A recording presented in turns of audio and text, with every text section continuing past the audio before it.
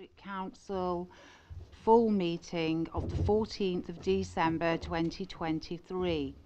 Please kindly note the whole of the meeting is intended to be recorded and uploaded onto YouTube. Therefore, should any members of the public present have any issues or objections regarding this, please let us know by raising your hands.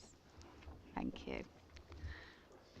Regarding fire drills, please rest assured we have none planned. However, should a fire alarm go off, then please follow the signs accordingly and line up at the car park adjacent to the Edgefold Club.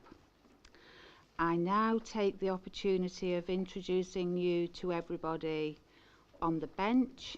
So to my right, I have Paul, the Chief Exec. I have Councillor Burton, the Civic Chair, and then Councillor Slack, the Vice Civic Chair. And to my left, I have Jason, Democratic Services Manager, and then Helen, the Councillor's Monitoring Officer, then Tommy, who will be helping and taking the minutes. Okay, thank you.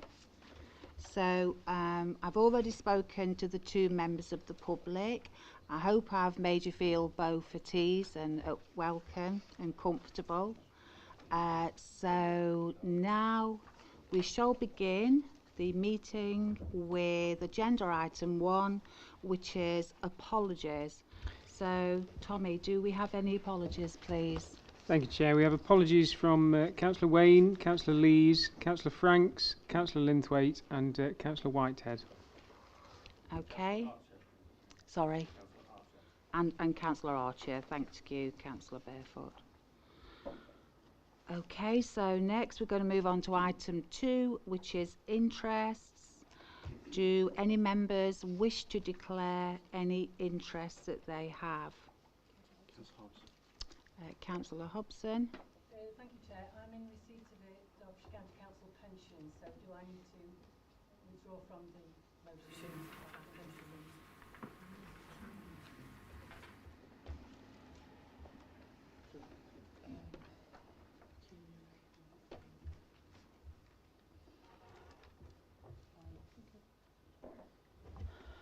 I would just wish to revisit the Council's constitution, but when that item comes up I will provide that advice, but thank you for declaring it now. Councillor Buttle. I was just going to say, with the divestment motion, it's likely that it will benefit people in the pension fund, so it shouldn't really be declarable.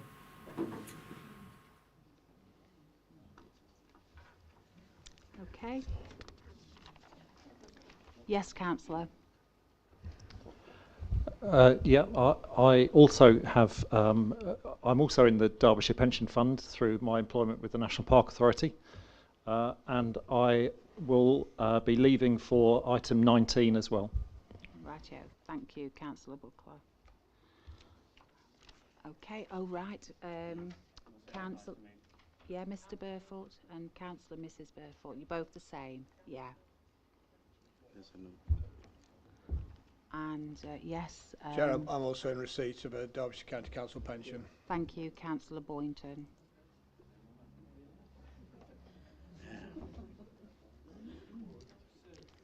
Okay, is that it? Yeah, I can't see any more, Chair. No, can't see no more.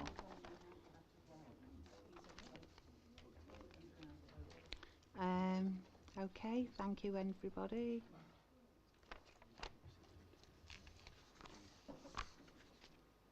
Right, so I just want to say also, I've agreed prior to the meeting with the officers' agreement to alter the order of business tonight. So we're going to move public participation. We've decided to put that as item 6, so that is noted. And then also agenda item 11, we're going to put that to the back of the meeting, and that will now become agenda item 20. We've decided to do this to allow time for all of these to be properly debated. Okay, so we're going to move on now to item 3, which is Part A, and it's land at the Bakewell Road, Matlock, and we are going to receive a report now, which is going to be presented by Giles. Thank you, Giles. Thank you, Chair. We've got a presentation tonight which we've been through some of the content with members next door just before tonight's meeting, but I think it's still important, given all members are present tonight in the chamber, just to run through the key points from that, but I'll try and keep it as brief as possible. I think just by way of introduction, despite every effort, and I would stress every in that sentence, the challenges that we've had with the project to date have unfortunately meant that the delivery of the scheme is now compromised. We've consulted with members, leading members on the scheme to date, where we are, what we tried to do, bring forward, and as you'll see in tonight's proposed recommendations, we're looking to defer the scheme. However, as an interim phase, we would like to bring something hopefully positive forward instead as a phase 1 scheme that will improve the current offer to, in particular, bus and taxi users of the current site. And you can see that the current building on screen now, and I think it's a stark entrance to the town centre, unwelcoming. What can we do to improve it? So with that, I'll go through the presentation. Tommy, if you can move forward to the next slide.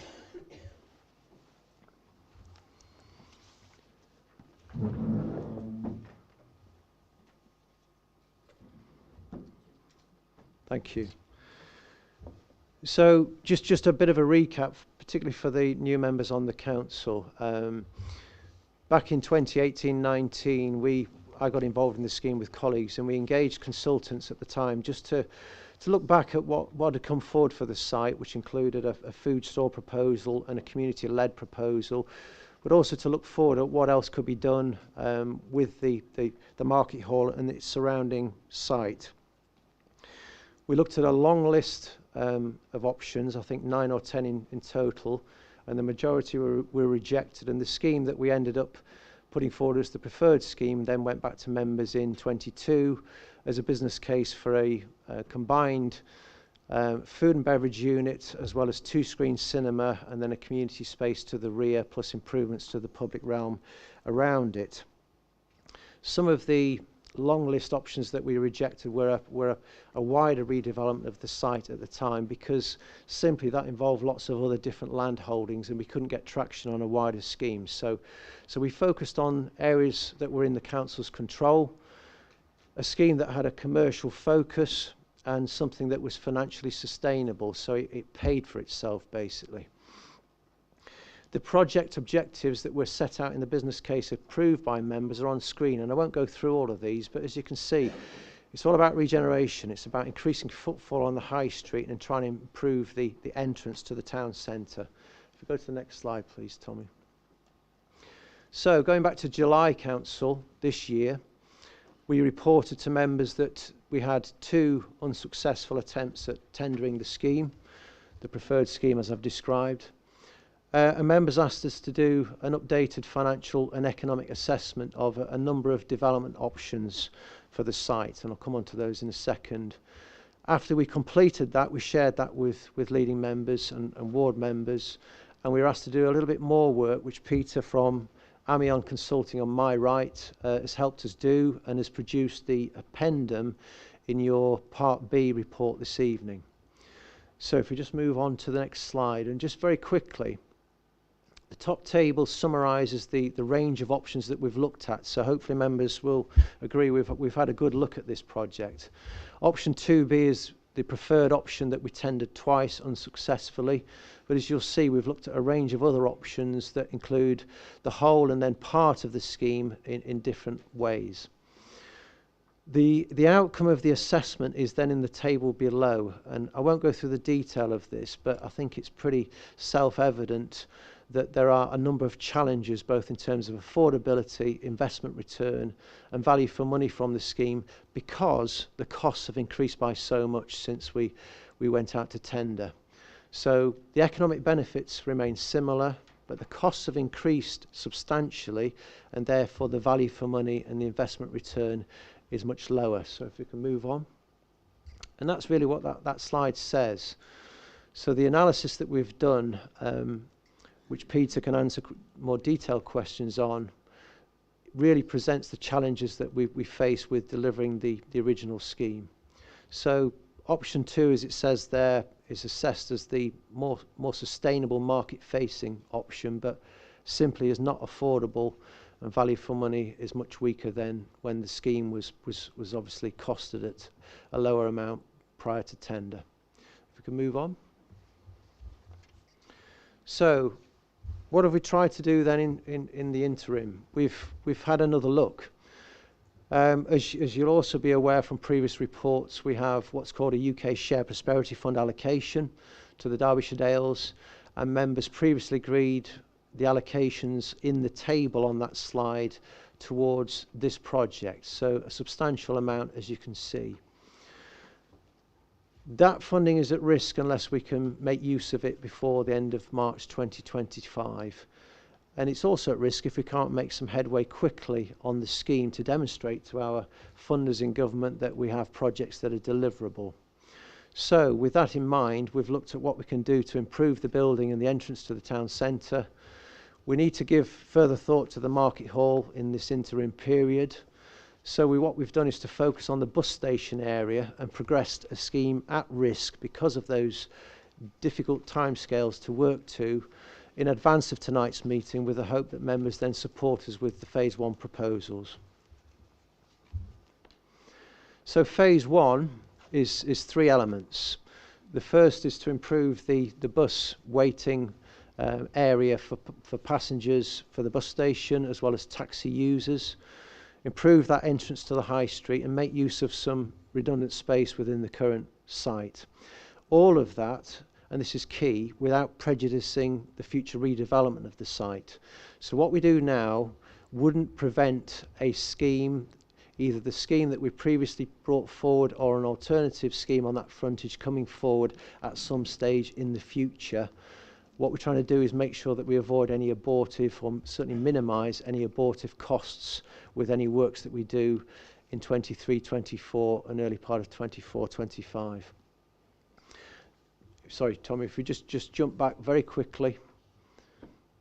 So just to give you a flavour, external works to the building is the previously consented openings, external lighting, internal improvements, new seating, passenger information and lighting, redecoration and other works, and then improvements to the public realm which the County Council would deliver, because the majority of it is basically on their land. If we can move on.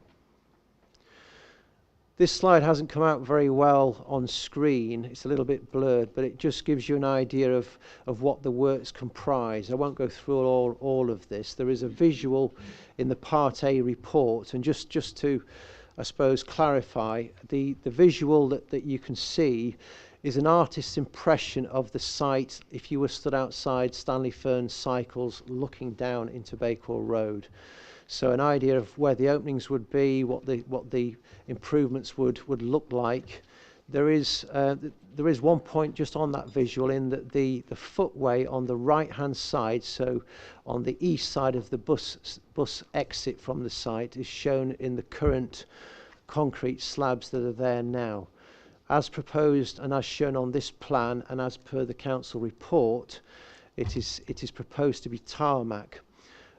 You can see the extent of the tarmac shown on that plan, but the County Council have since advised us that they intend to continue that tarmac surface along Bakewell Road down to Ostello Lounge, and we're in discussions with them as to whether that could be extended further, and we're trying to get a meeting with the County Council colleagues next week to discuss that further.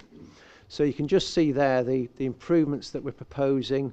We can talk through the detail in the questions session, but if we can move on, Tommy, to the next slide. So in terms of costs, as it says in the report, we need to go out to procurement on this project, this phase 1, but indicatively the costs are within the range that's on screen.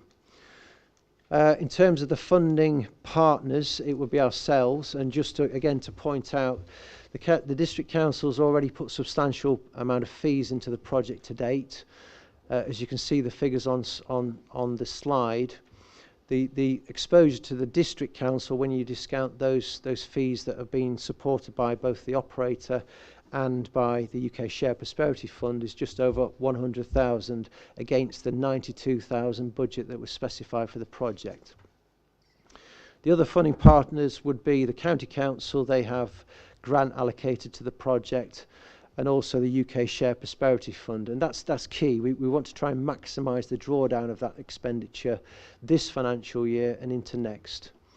And then the final part of that slide is the type of outputs, so the immediate impacts of the work and outcomes, the longer term benefits as a result, and they're all reflective of what was in the original investment plan, albeit discounted from original levels because we can't deliver the original scheme. But nevertheless, we think that's a reasonable return for the investment. So in terms of where we are and what we've been doing, as I say, we've been trying to move this forward at risk in anticipation of tonight's discussion, because we have to move forward. We have grant attached to the project, and if we wait too long, we just will not be in a position to draw that grant down. So we've moved forward an outline specification. The drawings have been completed by Latham's, who've supported us on the scheme to date. We've developed the public realm layout with the County Council, and we've initiated the procurement of professional services on the first phase. That's been agreed with the project management group and with the leadership of the council. Work in progress is on screen, so we're working up the detail now. A key issue that we've come up with is coordinating the works with Severn Trent. As you'll know, Severn Trent has been working the other side of the McDonald's roundabout and are planning to then start work this side of McDonald's roundabout on Bakewell Road in January. That phase will run through down to directly opposite the bus station up to March of next year, and therefore there are some coordination challenges for us. So again, we need to get on and do this if this is something that the council wishes us to pursue. An important step is to go through the UK Share Prosperity Board. They oversee the allocation of funds for the programme. So we sat down with the board last week. We presented the project, the revised phase 1 scheme, to the board, and they were supportive. They could see the challenge that we face here. They understand the issues that we've been up against in trying to deliver the wider scheme, but nevertheless felt that the phase 1 proposal that's before you tonight had benefits that were worthwhile to spend a part of that allocation on. In terms of some suggestions, there on screen, I won't go through them all, but things like interpretation or artwork from perhaps the local secondary school we could consider within the bus station as well, but we'll take those on board as we move forward with the project. So in terms of 24-25, what the report sets out is that we should pursue both the Bakewell Road site and alternative schemes, and again we discussed the approach to those alternative schemes with the Share Prosperity Fund board. A key point was that we need to retain focus on the themes and priorities within the existing approved investment plan. Also, we need to make a change request, and we're trying to avoid that by retaining the focus on the evidenced priorities that we brought before council previously. So the principles that were agreed were those on screen. So we should do a project call. So alongside looking again at the market hall in this interim period, what other schemes might be out there that we could bring forward, focusing on our town centres, which is where this allocation is attached. They also indicated, and we felt this was a helpful suggestion, was that Matlock should be the first priority for that call. That doesn't mean that other ideas, deliverable ideas, couldn't come forward, but Matlock would be given first consideration in terms of the project proposals that came forward.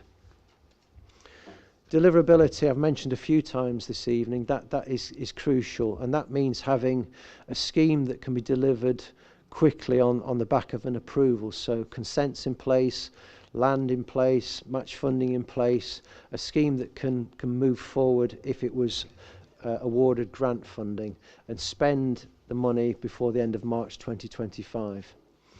The other two principles were a small number of larger projects. What we can't manage, we're a small team, is 7 or 8 projects to take up what might be in the order of £500,000 to £600,000 worth of grant if we're not able to deliver anything further on the site. What we're looking for is a small number of projects, say 2 or 3 projects in that order, that can be then administered and delivered within the timescale that's available. And again, it would need to be projects capable of being contracted by spring, summer of next year to have a fighting chance of spending the money before the end of March 25. So that's a quick run through the slides. We've covered some of the material next door. What we're going to do now is open up for questions. If they're general questions, we will field them here. If they are detailed questions about the addendum, which includes some commercially sensitive information, then we may need to go into closed session. But we're happy to kick off the discussion now. Thank you.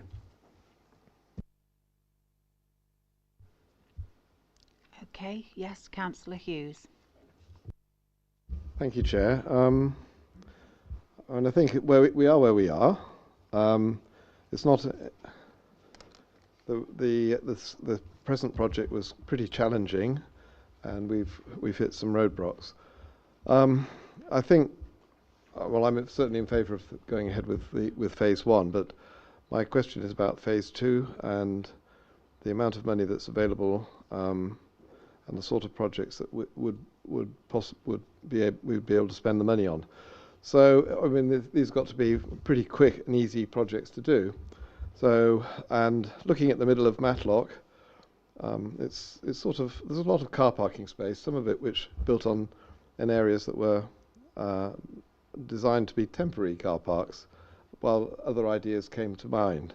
So I'm talking about the Lido car park, the Bowling Green car park, as well as the space behind, beside the Market Hall area on Bakewell Road, which was previously housing and the housing was knocked down in favour of I know not what, but is now a car park. And we've got quite a lot.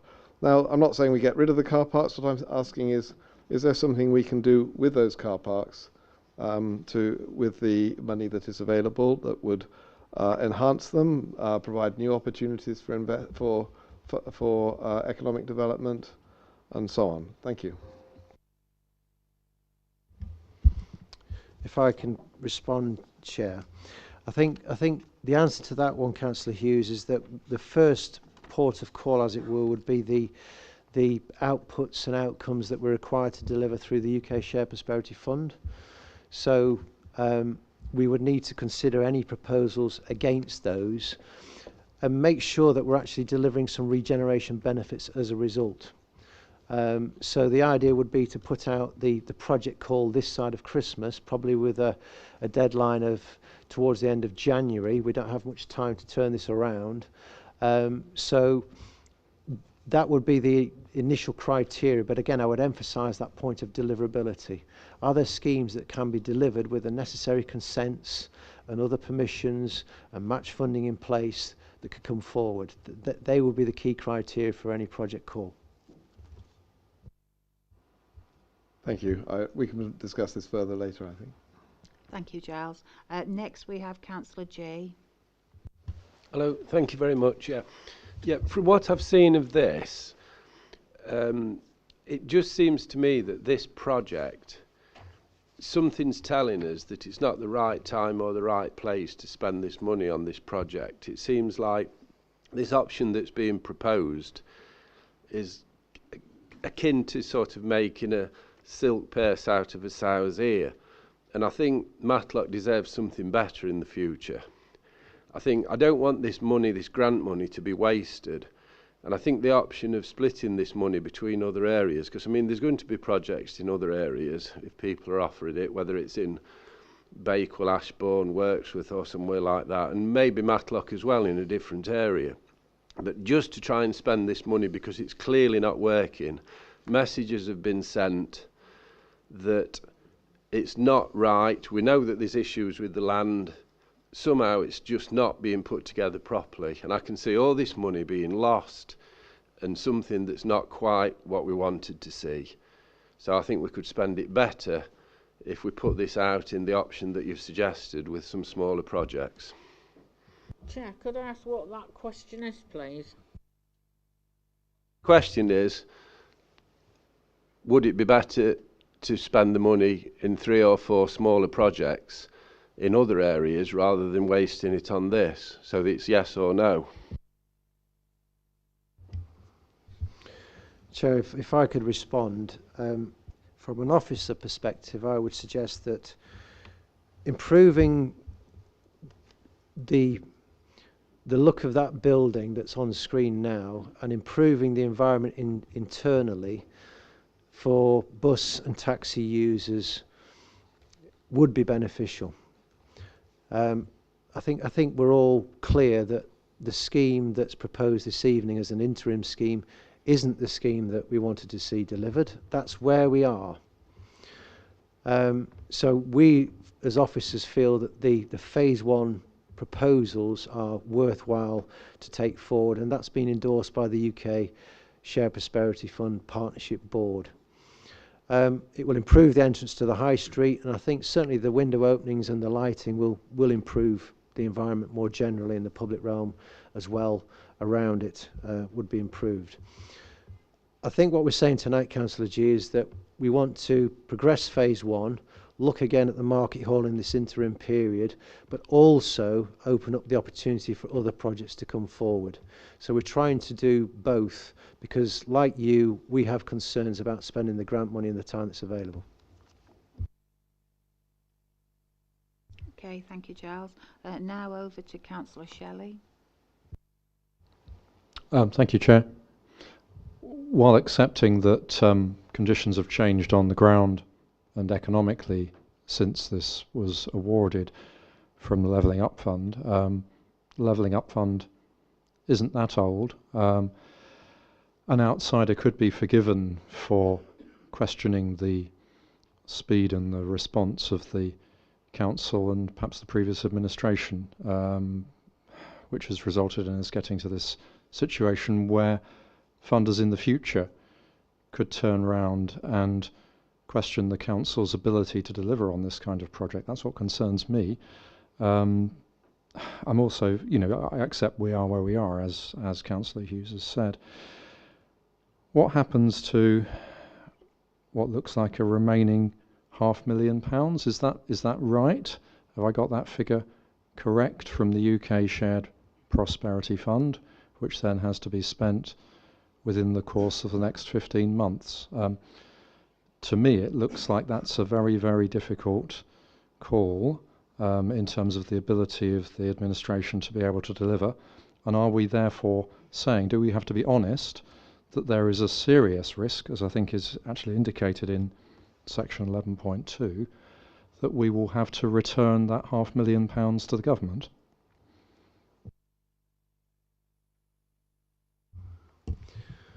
Thanks, Councillor Shelley. I think the challenge before us is that we need to make every effort to try and utilise the grant that's available. It's capital funding. That makes it probably more difficult to spend than revenue in the current climate. But I think that's why we've come to the view that trying to proceed with both elements of works that are deliverable within the consents that we have on this scheme now, as well as a project call to open up the door for other schemes that meet the criteria, is a sensible approach. We have to look at both now. That's why we're proposing it tonight.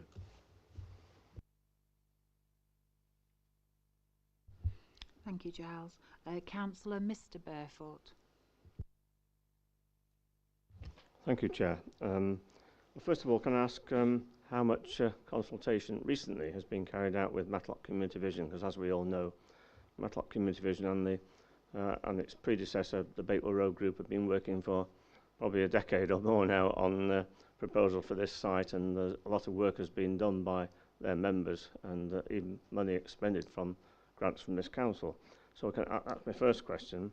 And secondly, more detailed in a way, I think that the public concern about the, and it's this public perception that's so important, the public concern about the state of Bakewell Road, and as we've heard, we need to try to get the County Council to improve their offer of repaving the area between the site and the Yorkstone paved area that was financed by the Sainsbury's-led Impress scheme several years ago. So can I ask for assurances that every endeavour will continue to be made, I should put it that way, by our officers, particularly Giles and Mike, to persuade the County Council we don't want a dog's breakfast of a scheme. We want, if it's going to be repaved, preferably it would have been Yorkstone, but if it's going to be tarmac, then that wants to be one area of tarmac from west of the site through to where it joins the Yorkstone paved area. We don't want a gap in front of Ostello Lounge full of puddles and frozen puddles in recent weather conditions, and openings up to injury. The other perhaps associated thing, in terms of Bakewell Road, one problem area has been the Railway Hotel. I don't know if our planners can be asked to find out just what is holding up the enhancement and the reopening of the Railway Hotel, which is opposite the site more or less. That would do a lot to improve public perception of the state of the town centre at its western entrance. And finally, a very small one actually, but we've had complaints about vermin in the area of the old market hall and so on. Can I have some information about that and how it was going to be addressed in terms of, when the bus station is refurbished, if that's what we vote for tonight? Will that be taken into account and measures taken to control that and minimise it? Thanks, Councillor Burfoot. If I perhaps take the first couple of questions, the Railway Hotel, we'll need to talk to the planners. I think that's I can't really give you much more than that tonight, I'm afraid. I'm not overly familiar with the project.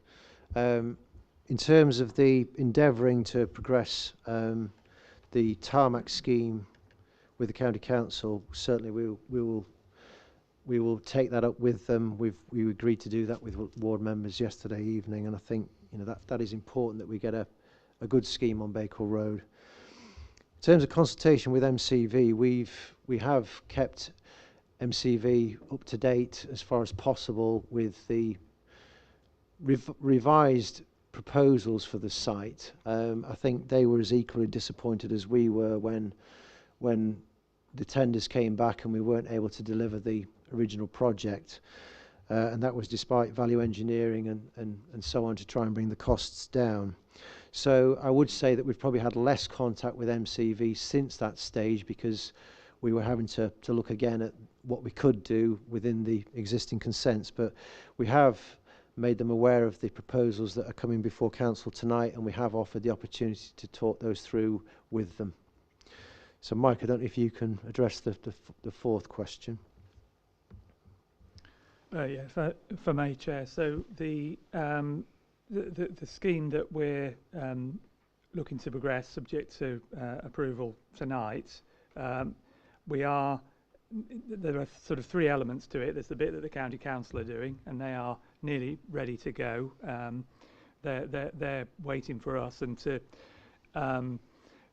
address the issue about the tarmac. In fact, the county have been wanting to upgrade some of that footway for a couple of years, but they've been waiting for this scheme in order to tie that in with the improvements to the bus station, which are also being done by a separate part of the County Council. So I think asking them to bring that area through to link up with existing Yorkstone paving sort of fits with what their original aims were, so we'll certainly be able to press them for that. In terms of the actual works to the site, subject to approval this evening, we're ready to go with some elements of it, clearing the shrub area immediately around the building that you can see on the photograph up on the screen there. That can take place early in the new year. that surface will then be the soil underneath will be dug up, and a stone surface will be laid ready for the more substantive works to the windows and the exterior of the building to take place in hopefully February or March next year. So we will be able to address that fairly soon, subject to approval this evening.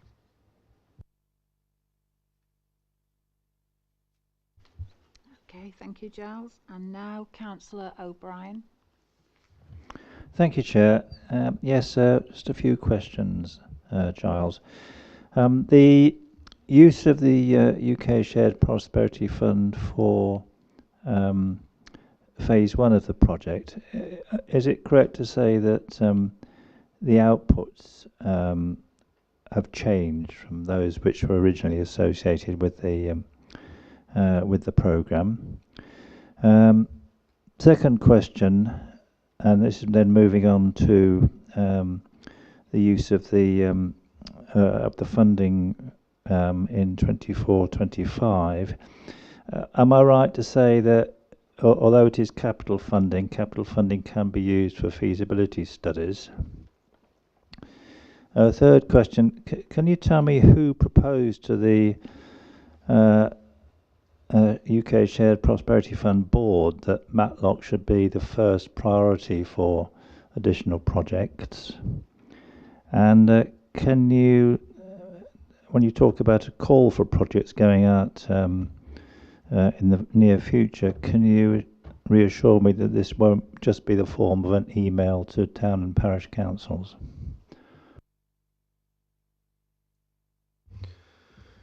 Thanks, Councillor O'Brien. Tommy, if we could just go back to this slide which has got the costs and the outputs and outcomes on it, if you would. It's about number 8, I think, or 9.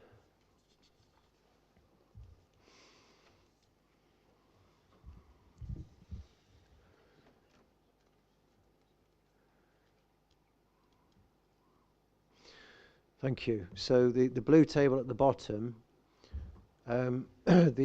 the changes are the amount of public realm improved has gone down from just over 500 square metres to 300 square metres because the amount has reduced because it's a reduced scheme. The second output is a new additional output. The third line is an existing outcome. The principal issue is around footfall because the scheme collectively would generate more footfall. The scheme that's proposed this evening for much less UK SPF funding probably will have a modest impact on footfall, which is probably difficult, very difficult to measure. So that's probably where the impact is.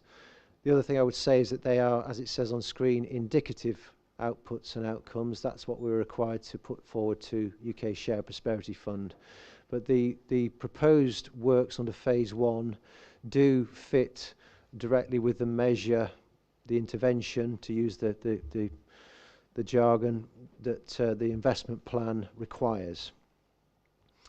In terms of use of funding for feasibility studies, this is a full, all of the funding that I've shown you on screen tonight is capital. Feasibility studies will be revenue funding. In terms of Matlock being put forward as first priority, that came from the UK SPF board. And fourthly, the question around the email and the project call. To answer the question, Councillor O'Brien, no, we wouldn't just put an email out to town and parish councils. We would do an open call, but within the criteria that were set out on the screen, which would retain the focus on the measure which this money is attached to, which is town centres. Thank you. Thank you, Giles. Councillor Hobson. Thank you, Chair. I think Councillor G makes some valid and sensible comments in relation to any potential waste of public money. And I would disagree with Councillor Shelley about the speed of the scheme. The previous administration worked extremely hard with Matlock Community Vision, and it was a joint project, Councillor Vitters nodding head, that we were all very keen to see go ahead. I'm extremely disappointed as where we are this evening. I hope there's no inherent criticism of Giles and his team over the speed of this scheme, and perhaps Giles could give a little bit of background about how this the timing's taken place. I'll try, Councillor Hobson. It's certainly been a journey. I picked up involvement in the scheme after previous proposals didn't materialise. So when we say the team, it's essentially been from the regeneration side myself, and then from the estate side Mike. We've been, the two kind of day-to-day officers, but we've been working with a project management group with Paul and Steve as well involved. So thank you to them. But we first developed ideas for the cinema scheme with an operator that had a real interest in Matlock, and I think still does. And we kind of moved the scheme forward to a point where we felt we had a way forward, and we had some proposals that were workable, and then COVID hit, when the team then got involved in COVID grants, millions of pounds of COVID grants, which meant that we had to some extent take a bit more time out of the scheme, but it still was there and we're still working on it. We then got into the impact of Brexit and the construction industry impacts that then happened, significant inflation, cost inflation on prices, resource availability became a real problem. So when we went to tender, we probably went out to tender at one of the worst times we could have done with the scheme. And unfortunately, that has meant that we've not been able to deliver a scheme as we wanted to. They're the hard facts, and it's not been without the want of trying by the team and the partners, working closely with MCV for the substantive period, and in particular the cinema operator who's stuck with us through COVID and all of those challenges that we've had on the project. So there's certainly been a lot of work done by all the team, not just me, but by all the team to get us to this stage. But we're now at the point where we have to be realistic in terms of what we can deliver now. It's not the scheme we proposed originally. It doesn't have the wider impacts and benefits that we wanted to achieve, but we still feel it has decent benefits for us to then warrant a phase 1 spend. Thank you. Thank you, Giles. Councillor Boothroyd?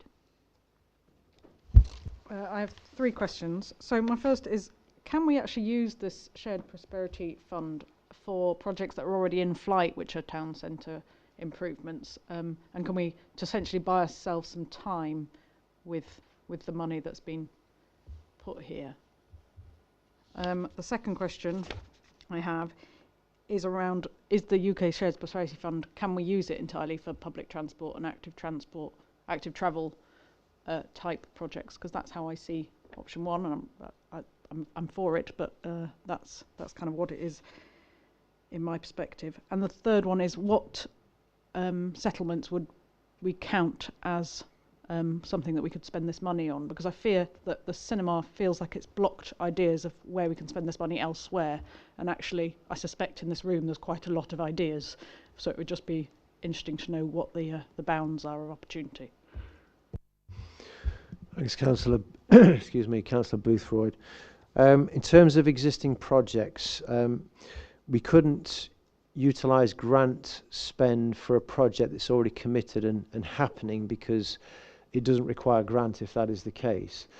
If an existing project was underway, but you could provide additionality, so you could add to that project and create additional benefits, and the grant was specifically to enable that potentially would be possible.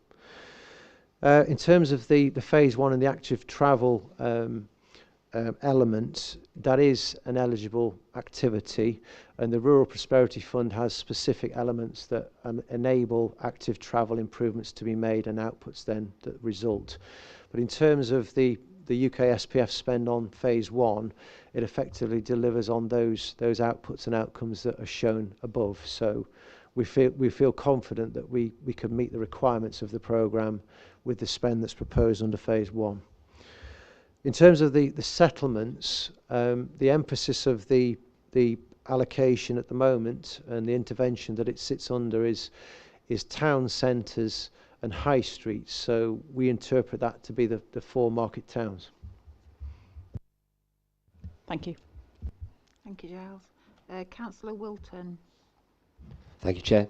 Just a question around the UK Shared Prosperity Fund and other funding going forwards.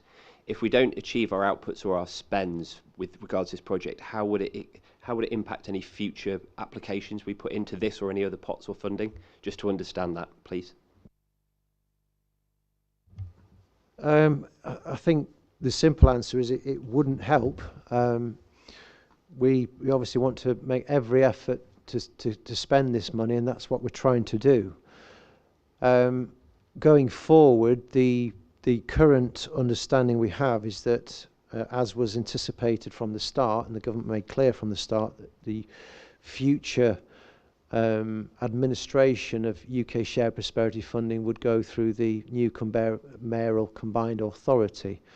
How they choose to administer Shared Prosperity Fund is down to them, but obviously we would want to, as far as possible, demonstrate as a council that we can take up and use this allocation that's available to us. But when you have the challenges that we've had on a major project like this, and you can see those challenges, I think, in black and white in your pack, then with a capital allocation, going back to Councillor Shelley's point, it is challenging. And it's not just this project. I think there are a lot of capital projects, including levelling up round 1 projects that have got exactly the same challenges in terms of meeting those additional costs, and they're already on site and committed, so they have a real challenge.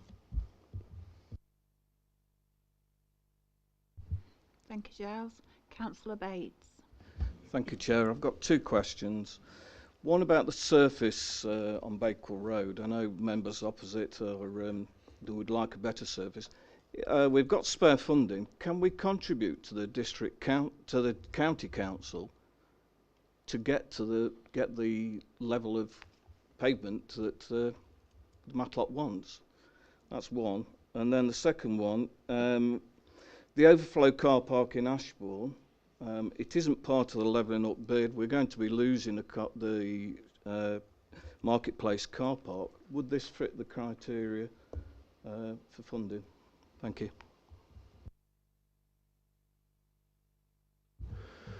Thanks, Chair. Councillor Bates, if the overflow, are we talking about Fishbourne Meadows in Ashbourne? I think to try and answer that, I need more detail, but I think spending money on creating a car park, I don't think is really what the government are trying to achieve with the UK Shared Prosperity Fund, if I'm being brutally honest.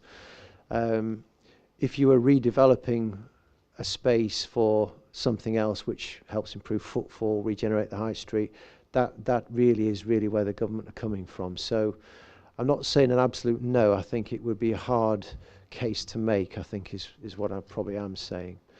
In terms of the county council and the enhanced surface treatment, in principle that could be possible, but there would be a number of additional steps that we would have to go through. The county has made it quite clear that their standard policy is tarmac for accessibility reasons and for cost reasons. Any alternative treatment would require that authority, that additional authority, in that case us as a district council, potentially using grant to fund the additional cost. There would also be things like commuted sums, and depending on who did the work, there may be things like Section 278 agreements required for a contractor that we employ to work on the county council's highway land. They would have to supervise that, etc. If they did the work, that might simplify things. So in principle, possibly, but it would certainly take a lot more time, and time is something we don't have. I think, sorry, just to I suppose finish off that point. I think the discussion that we've had amongst the ward members is that if we are in a position where we can't deal with the key issue on that stretch of Bakewell Road, which is the Market Hall at this point of time, which is the catalyst for regeneration on that part of the high street, improving the footway around it without dealing with the vacant property, I think is a difficult sell. Thank you. Thank you, Giles. Councillor Bond. Thank you, Chair.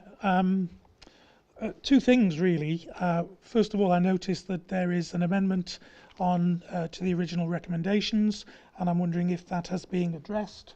I wonder if some attention could just be given to that, please. And secondly, I wonder if we've spent enough time on this after 51 minutes, and I wonder whether the question could be put.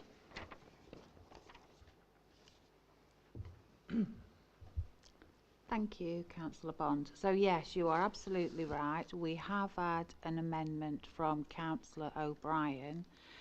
So my proposal to members is that first of all, we move the original motion, and then after that, we will look at Councillor O'Brien's amendment, and we'll see if we have a proposer for that. Okay, I am conscious of the time, like yourself. We have spent a lot of time on this now. I know, Councillor Hughes, you have put your hand up. I mean, you have already spoken at the very beginning, so to be fair, I am going to decline your request. So now I'm going to ask, would someone like to move the first original recommendations in our paper? Thank you, Councillor Flitter. Do we have a seconder? Thank you, Councillor Mr. Burford. Okay, so now we're going to move into debate.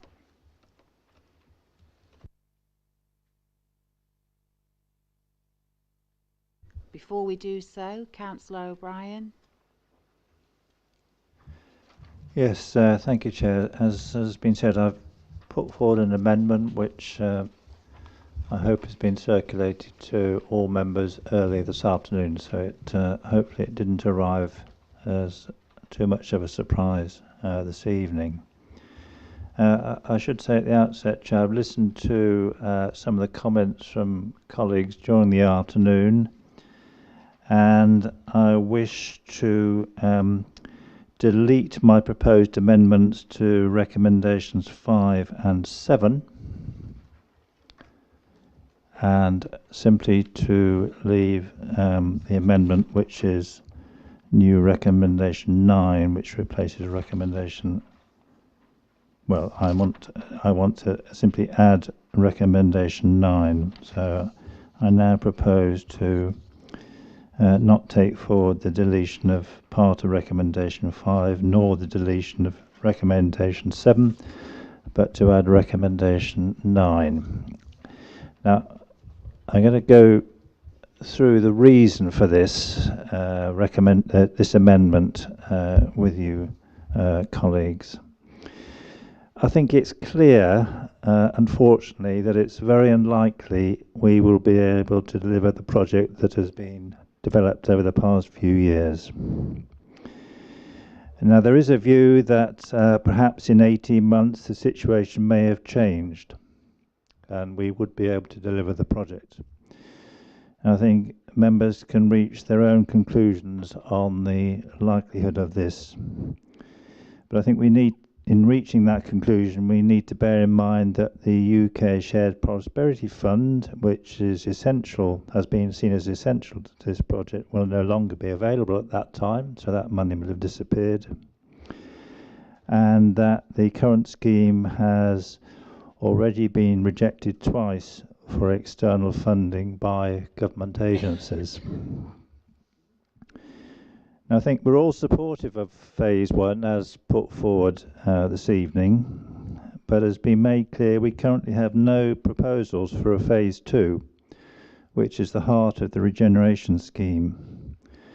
And what I suggest we all need to do is to avoid sitting here again in 3 years' time, still without a proposal for phase 2.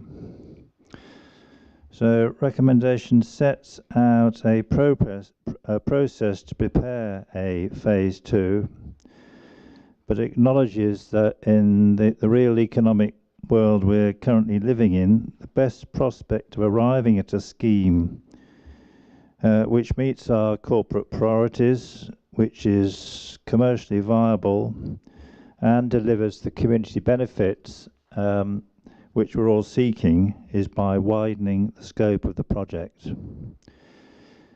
I'd additionally suggest, Chair and colleagues, that if we don't do this, we also run the risk of alternative development proposals coming forward adjacent to our own ownership on Bakewell Road, which I think would effectively compromise the prospect of us delivering the sort of scheme that we wish. So I want to reassure colleagues and the Matlock community and the wider district that this amendment in no way undermines the proposals on the table here. In fact, it reinforces them. But as I said, what it acknowledges is that to have any genuine prospect of delivering the sort of scheme that we've been working on, or the council's been working on for 10 plus years, we do need to widen the scope. There will be some of you sitting around the tables this evening to say, well, I'm sorry, Councillor O'Brien, we've been here before. Well, yes, we may have been here before, and we may not have been successful. That does not mean that we don't try again. We are in a new economic situation. We are in a new, a different world. We do have the new mayoral combined authority coming on stream in a few months' time, and that gives us the opportunity to develop a new project, which hopefully the new authority will be able to look favourably on. So that's the background to this recommendation. Chair, could I just ask you a procedural point? I would also like to make some comments on other aspects of the recommendation before us, particularly in relation to the use of the UK Shared Prosperity Fund for alternative projects. Would you allow me to do that later in the debate?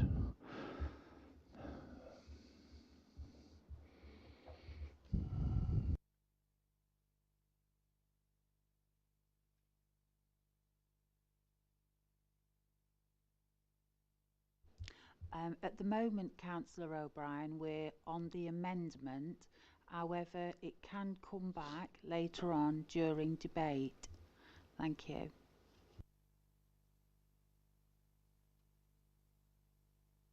So, does Councillor O'Brien's amendment find a seconder?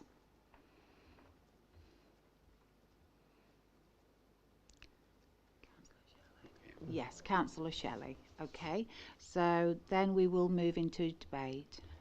Of the amendment. Of the amendment, yes. Okay, yes, Councillor Hughes. Thank you, Chair. Before I comment, can I ask a question and then comment?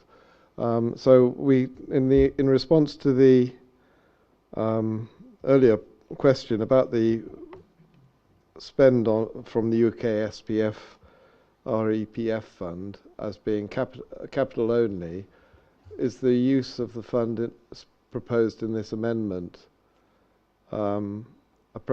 correct? Can it be used in this way?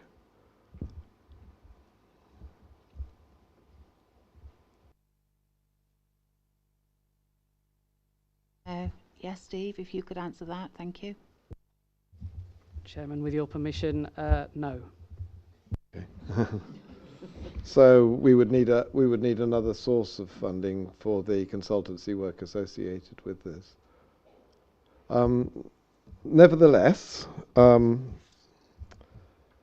have also asked questions about phase 2 and what we consider to be phase 2, and it seems to me that phase 1 is probably quite a useful bit of work on the that will help people who use the bus station, but it will leave the market hall as a cordoned off bit of space which is of a cost to Matlock, to the council, and also a cost to the community.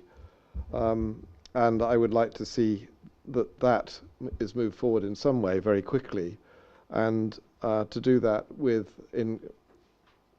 in conjunction potentially with other the area around it. Now we've got two issues here. The first is if we don't want to lose the Shared Prosperity Fund money, we have to spend that quickly. And it seems possible there may be other options to the use of the Market Hall.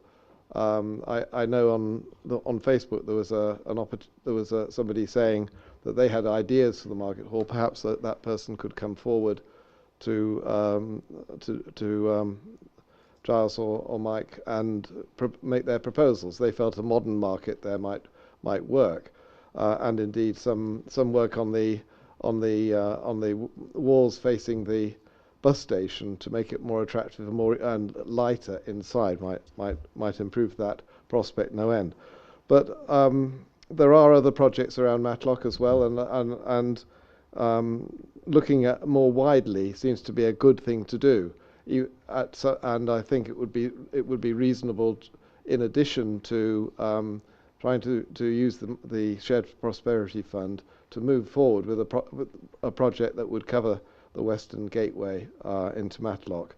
And as I mentioned, there are a lot of car parks, and there is opportunity to use the space above the car parks. There are other areas of Matlock as well that need work doing on them, and the station has its roof tied on by netting at the moment, and that building needs work, and that's a public building. I wonder whether the Shared Prosperity Fund could be used for that. And finally, of course, we've got the County Council changing the way in which it uses its space, and they have a large site in the middle of Matlock, and there seems to me, therefore, to be a variety of different issues facing the use of space in the middle of Matlock that really need to be considered. And I think Councillor O'Brien's proposal for an additional project, and in parts that could be an all-party project, considering what happens in the middle of Matlock, is a useful addition to the option 1 case. But I would like to see the Shared Prosperity Fund put to its proper use, which is in terms of capital funding. Thank you. Thank you, Councillor Hughes. Can I just remind members that we need to be sticking to discussing the amendment and try not to digress if possible, because we're now on 7:05. Chair, I was yes, covering the... Yeah, thank you. So, Councillor Flitter. Thank you, Chair.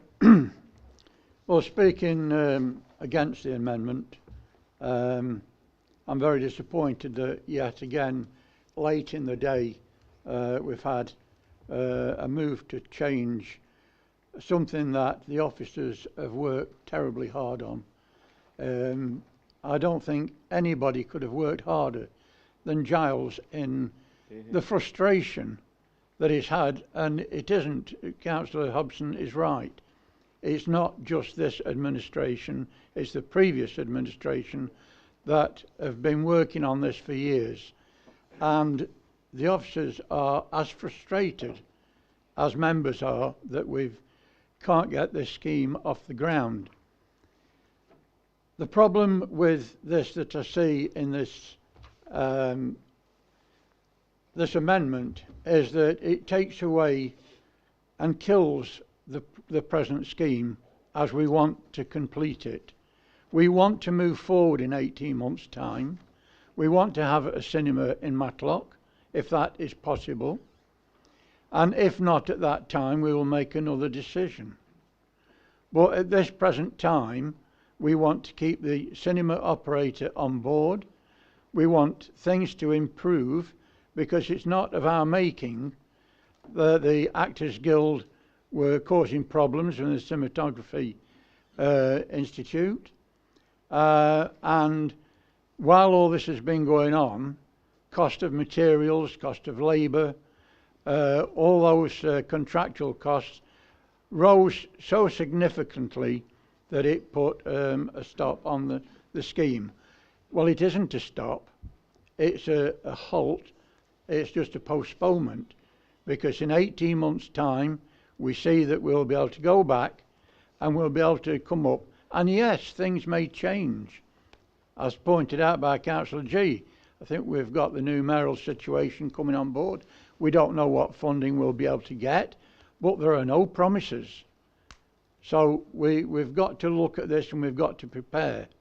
Our finances in this authority are good at the moment, but we've got to be very, very careful. And we don't want to be coming up with other schemes, quite frankly, that haven't been shovel ready. Because how long will it take for another scheme to come forward and then put that forward and cost out? I think within 18 months' time, we'll still be fighting about what scheme we want to be on. We've got an oven-ready, shovel-ready scheme here. It's been well worked through on every angle, and I think that this recommendation, it only hinders the work that the officers and the two administrations have been going through. And I'm afraid I can't accept this. But don't let's forget, people talk about Matlock benefiting from this scheme. It isn't just Matlock. It's a public transport safety issue.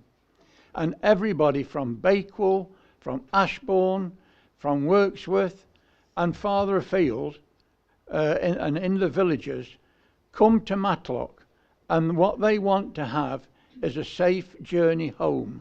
And we're trying to do our best in Matlock to give our residents and Derbyshire Dales residents and visitors the opportunity to wait for public transport in an open, safe environment. And that's the whole emphasis of this scheme. But don't let's kill the rest of the scheme by the thought that there's a little bit of money here that we can get for other schemes, because that will come. We're here for 4 years. Let's stick together, let's talk about it, and let's build from all sides. And that's my plea for tonight on voting against this amendment. Thank you, Councillor Flitter. Next we have Councillor Bond. Thank you, Chair. A point of clarification, first of all, really, after 70 minutes of this conversation. Surely that if the rescoping exercise be funded through the UK SPF REP-F programme cannot be done, and then surely this amendment must be either amended again or withdrawn? Question. And secondly, I would like us to move and ask that we move on the original recommendations. Thank you. Thank you, Councillor Bond. And finally, this is the last question now, Councillor G. Yeah, I'm just talking about the amendment. I'm slightly torn between swords here, because I quite like Councillor O'Brien's amendment, because it seems to look for a better future. And the actual, I understand what Councillor Flitter said, the leader of the council, and it's a good plea from him. But the problem is, I've got with the phase 1, is that this seems to be spending money on something that's lost its focus. Once you take the cinema out of it, and I know he said that the cinema might come later, but really we're asking to spend a lot of money, grant funding money, on something that's just basically a curtilage project. And so I'm torn between swords. I mean, I want to support the amendment, but I don't think I can support phase 2. Rightio, so now then we are going to have a vote on the amendment. I'm going to ask members to put their hands up. I'm sorry, Chair. I asked a question and then asked for the recommendations to be moved. And I'm surely that does deserve an appropriate response. The question, first of all, in terms of clarification, was that if that programme cannot be funded, as we were told by Council Representative Capes, then surely this amendment is disposed of or would need to be amended again. or withdrawn indeed. And I would suggest, to be honest, it is withdrawn. And secondly, I have moved that the question around the original recommendations be put after 72 minutes. Thank you, Councillor Bond. However, procedure states that we have to deal with the amendment first. I do appreciate what you're saying, but we have to follow procedures. And this is... I'm sorry, Chair, is that actually the procedure? It is. And it's a procedure. Thank you. Yes, Thank you for and clarifying it's been that. verified. Thank you. Yeah, Thank you. Thank you. Okay, so now we are going to take it to the vote. So everybody in favour, please put your hands up. Can I have a point of clarification first, please? On what? Yeah, what would you like clarification? I'd just like to on? understand Sorry. there's a contradiction between what Peter O'Brien said and what Councillor Fitter said, because Councillor Fitter is saying if we adopt the motion, then phase 1 fails. And I don't think that's what Peter O'Brien's motion says. I think it's saying phase 1 carries on, but then we look at what we do for phase 2. Can I just correct that? I didn't. That's not what I said. I quite understand that phase one will go ahead, but it's the taking out of the possibility of going into phase 2, which would kill the project really dead and buried. Okay, thank you for clarifying that, Councillor Flitter. Okay, so now we are going to the vote. Everybody in favour? So we're voting on the amendments. Sorry. It's just purely the amendment. Yeah, so we're voting on Councillor O'Brien's amendment. But Chair, if there's a question as to whether we can actually, that amendment is lawful, do we still put the question, even if it might not be, what if it gets passed and it's not lawful? Just bear with me, Councillor Hobson, we'll get clarity on that. May I ask a question, Chair? Then could I, to move forward, perhaps officers could clarify whether the Rural Economic Prosperity Fund is able to fund a feasibility study? That's my first question. Steve, could I pass that on to you, please? Chairman, no, it can't. That is solely capital as well. If members wish to find other sources of funding to fund their scoping exercise, they can find it elsewhere, but not from these funds. All right. Well, if it's helpful in that case, thank you for that. If it's helpful to move forward, I will delete the part of the recommendation 9, which relates to the funding of the rescoping exercise.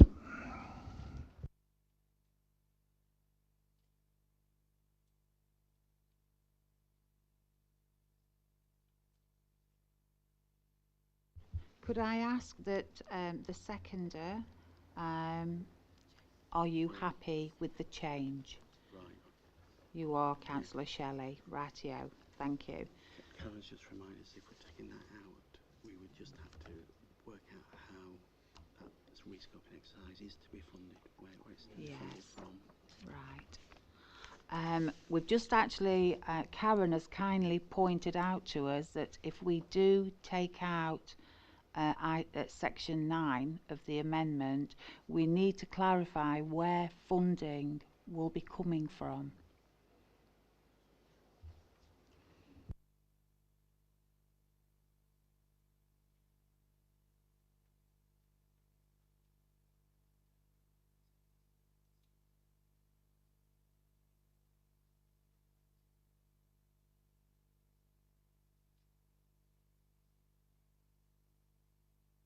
So it's up to members now whether you decide that you're happy with everything that we've advised and whether you want to support this amendment by raising your hand.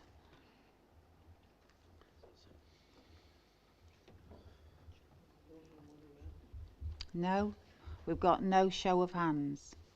Okay. Sorry, Chair, are you asking for a vote? Yes. Yes, yes, I am, Councillor O'Brien.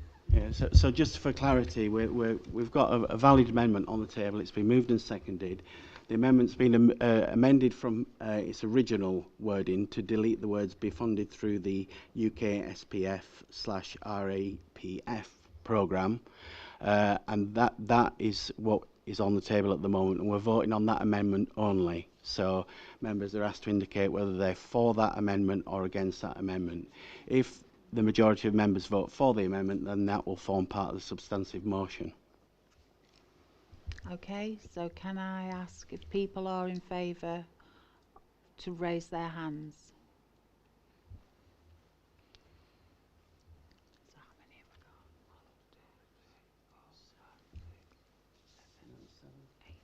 8. I think we've got 8. Councillor G. Oh, right, yeah. And against. So we have 8 in favour, so all against, raise your hands.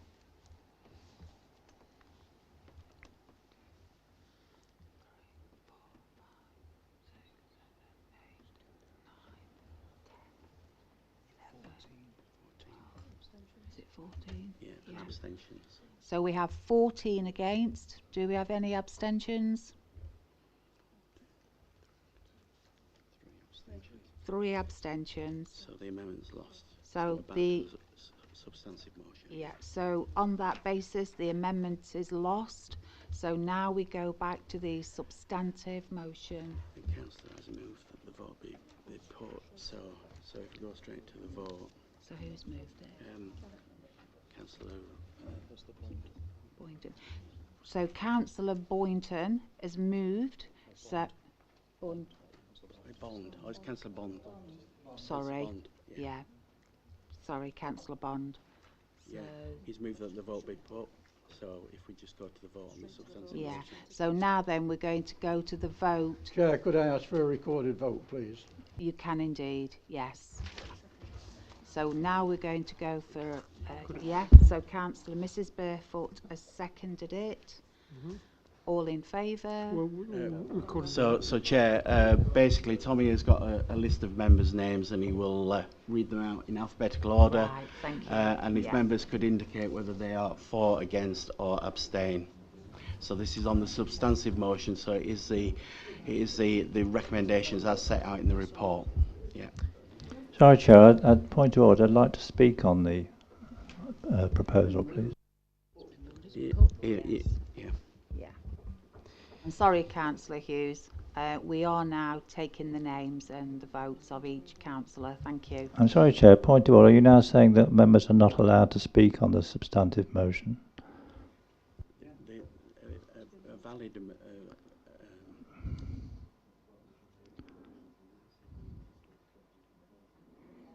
I did ask earlier, Chair, that if I could speak on the proposal of the reallocation of the Shared Prosperity Fund in 24-25, and I think you indicated yes.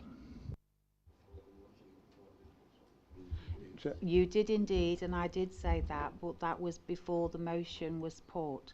So on that basis, I'm sorry, Councillor Hughes, but I cannot give Councillor. I do apologise, Councillor O'Brien, but no, I can't give that. Chair, can I make a point of order though, and that is that Councillor Bond moved that we take a vote, and I think if that had a second on it, we'd move straight to the vote.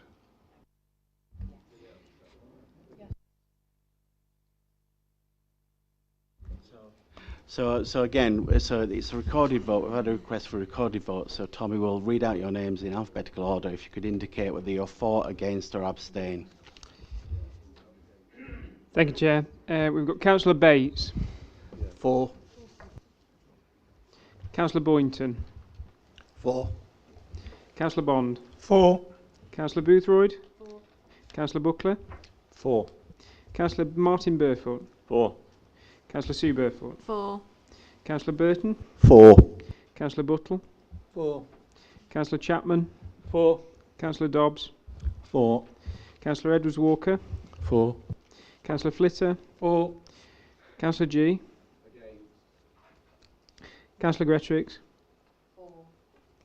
Councillor Hobson. For. Councillor Hughes. For. Councillor Mellstrom. For. Councillor Murphy. For. Councillor Nash. For. Councillor O'Brien. Abstain. Councillor Peacock. 4. Councillor Ripton. 4. Councillor Shelley. 4. Councillor Slack. 4. 4. And Councillor Wilton. 4. That's carried.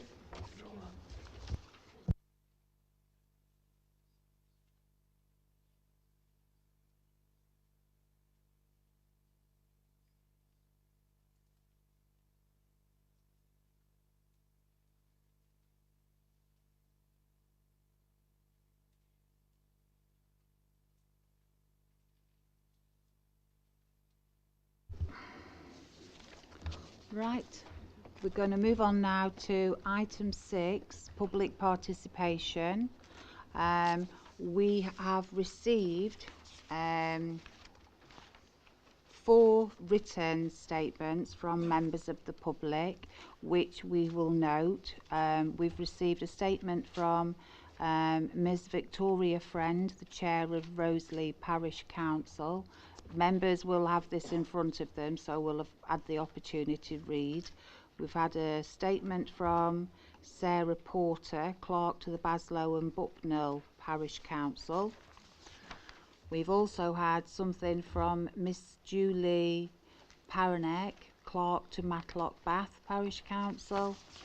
And finally, we have had a statement from Mr Harry White, chairman of the Carver Parish Council. So we have 2 members of the public present.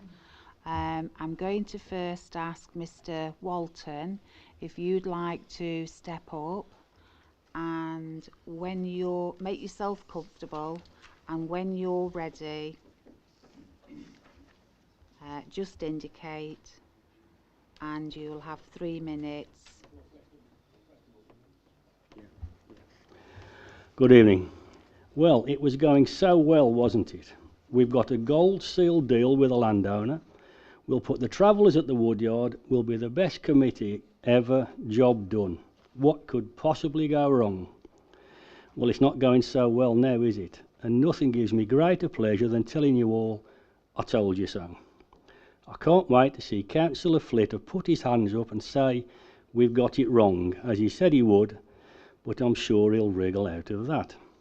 So what did go wrong? Well, in your mad NIMBY rush to put this to bed, you dropped the ball. You ignored all of the findings of the past 15 years, ignored all the public representations, and even went against your own planning officer's recommendations. You went ahead over old ground with new money, only to reach the same conclusions as before, that the Woodyard was an overpriced, narrow strip of landfill on the A6 that would take a small fortune to make even half right, and yet still be another Aberfan disaster in the waiting. As a get-out, you suggest that the landowner may have withheld information, but that information has been there all along. You just didn't listen. So what have we learnt from this futile exercise then? That the landowner butted you all up good and proper, as they say, that you fell for it hook, line and sinker, that you handed him on a plate what he has waited so long for, planning permission on his property. And what did he get in return? Betrayal, being told to go away and stop contacting him, and you left looking like a right bunch of fools. I can't see his representatives here tonight explaining themselves, can you? Don't forget, it was a unanimous vote for the Woodyard. You were all complicit. Now, the Woodyard may still become a traveller site, but that is for the new owners to decide if they want to spend the £250,000 just to connect the water. Anyway, the search goes on. Both the depot at Ashbourne and the Roseley site must now go back on that list, both oven ready, as they say. The new search will no doubt give Councillor Whitehead further opportunities to cast disparaging remarks about the traveller community. It will also give Councillor Slack another chance to point his finger of wisdom at another perfect site, as he did at Holmesford. So now some hard decisions will have to be made. It's part of the job, like deciding amongst yourselves in whose backyard it's actually going. So, it's over to you, Councillor Flitter. The floor's all yours. Will you say it? P.S. I only wish I had another 5 minutes. Thank you.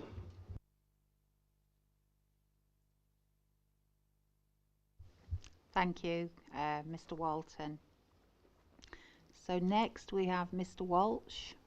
If you'd like to step forward, just make yourself nice and comfortable and let me know when you're ready. Thank you. Good evening, ladies and gentlemen. Mr. Walton and myself have been here so often on this issue that we're thinking of asking Tommy for a season ticket. The last time I addressed council on this issue, I referred to the dance of the hokey cokey, while in relation to the woodyard at Holmesford, perhaps somebody ought to write a song about it. It will be entitled, "We Told You So." Mr. Walton and myself have lived in that area for a combined total of almost 100 years, and I used to work for Severn Trent Water, so I have an idea where the pipes are, or more importantly, are not. Mr. Walton and myself know where things are in the community. We've lived there, as I've said, a long time. However, the council pressed on. The woodyard was the perfect site. It's a pity that the personnel from the council that visited the site didn't spend at least 100 minutes there, because if they had, a look around would have told them that the woodyard is several tens of feet above the rest of the land. It's clearly made ground, a former tip. As we've heard, the owner assured the council that all the services were available. There was water there, there was sewage there, there was electricity there, there was probably Netflix there as well. On that issue, all I can do is quote a phrase from the late Mandy Rice Davis. He would, wouldn't he? A planning inspector on appeal said that the Holmesford site woodyard was not suitable, yet the council described it as the perfect site. Well, perhaps they were partly right, if the perfect site from hell. Councillor Hobson at the September meeting urged council to listen to residents on the gypsy and traveller issue. Her advice was certainly sound. If the Alliance had listened to Mr. Walton and myself over very many years, then they would have saved wasting £3,600 of public money. Councillor Murphy at the same September meeting referred to the disaster that was Hasker Farm. I would have urged the Alliance to avoid more disasters such as the woodyard at Holmesford, albeit a smaller disaster, and also Hasker Farm. Listen to the residents, listen to the public. They have knowledge, they have information. Please take note. Thank you, Madam Chairman, ladies and gentlemen.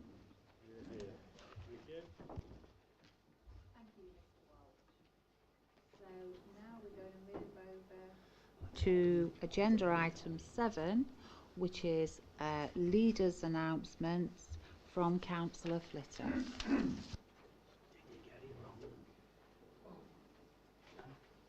Thank you, Chair. Well, I know it's been a long meeting already. I've got one or two things to say.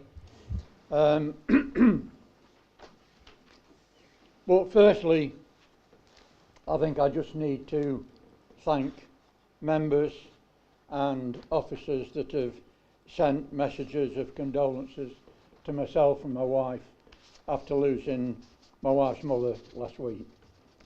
And my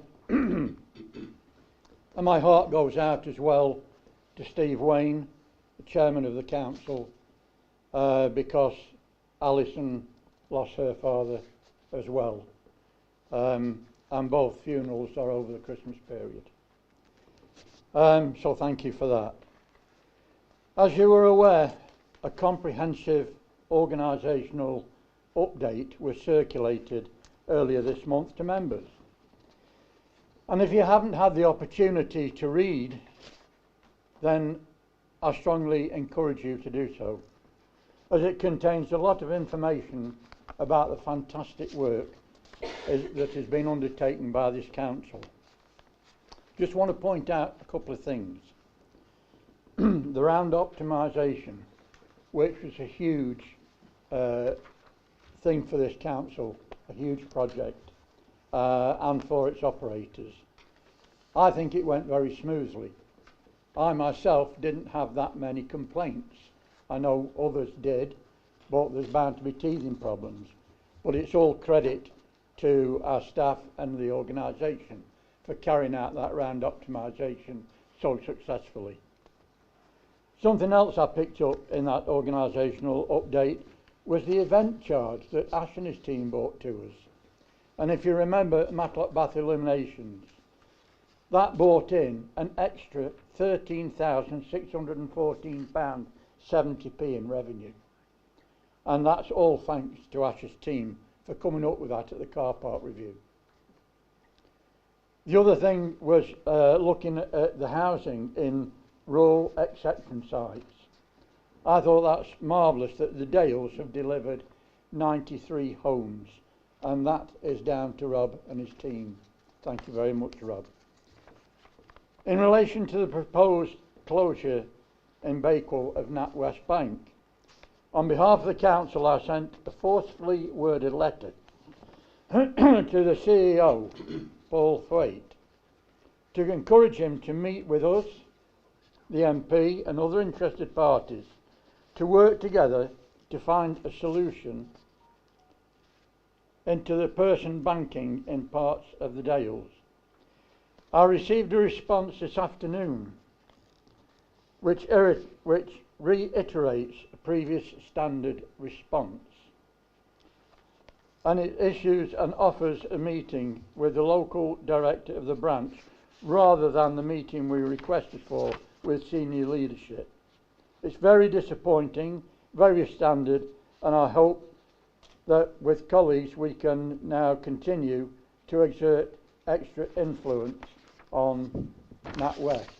And just before I came into this meeting, I did receive another letter which I thought, I can't find it just at the moment, but I thought that I will circulate it to members because I thought it missed the point completely.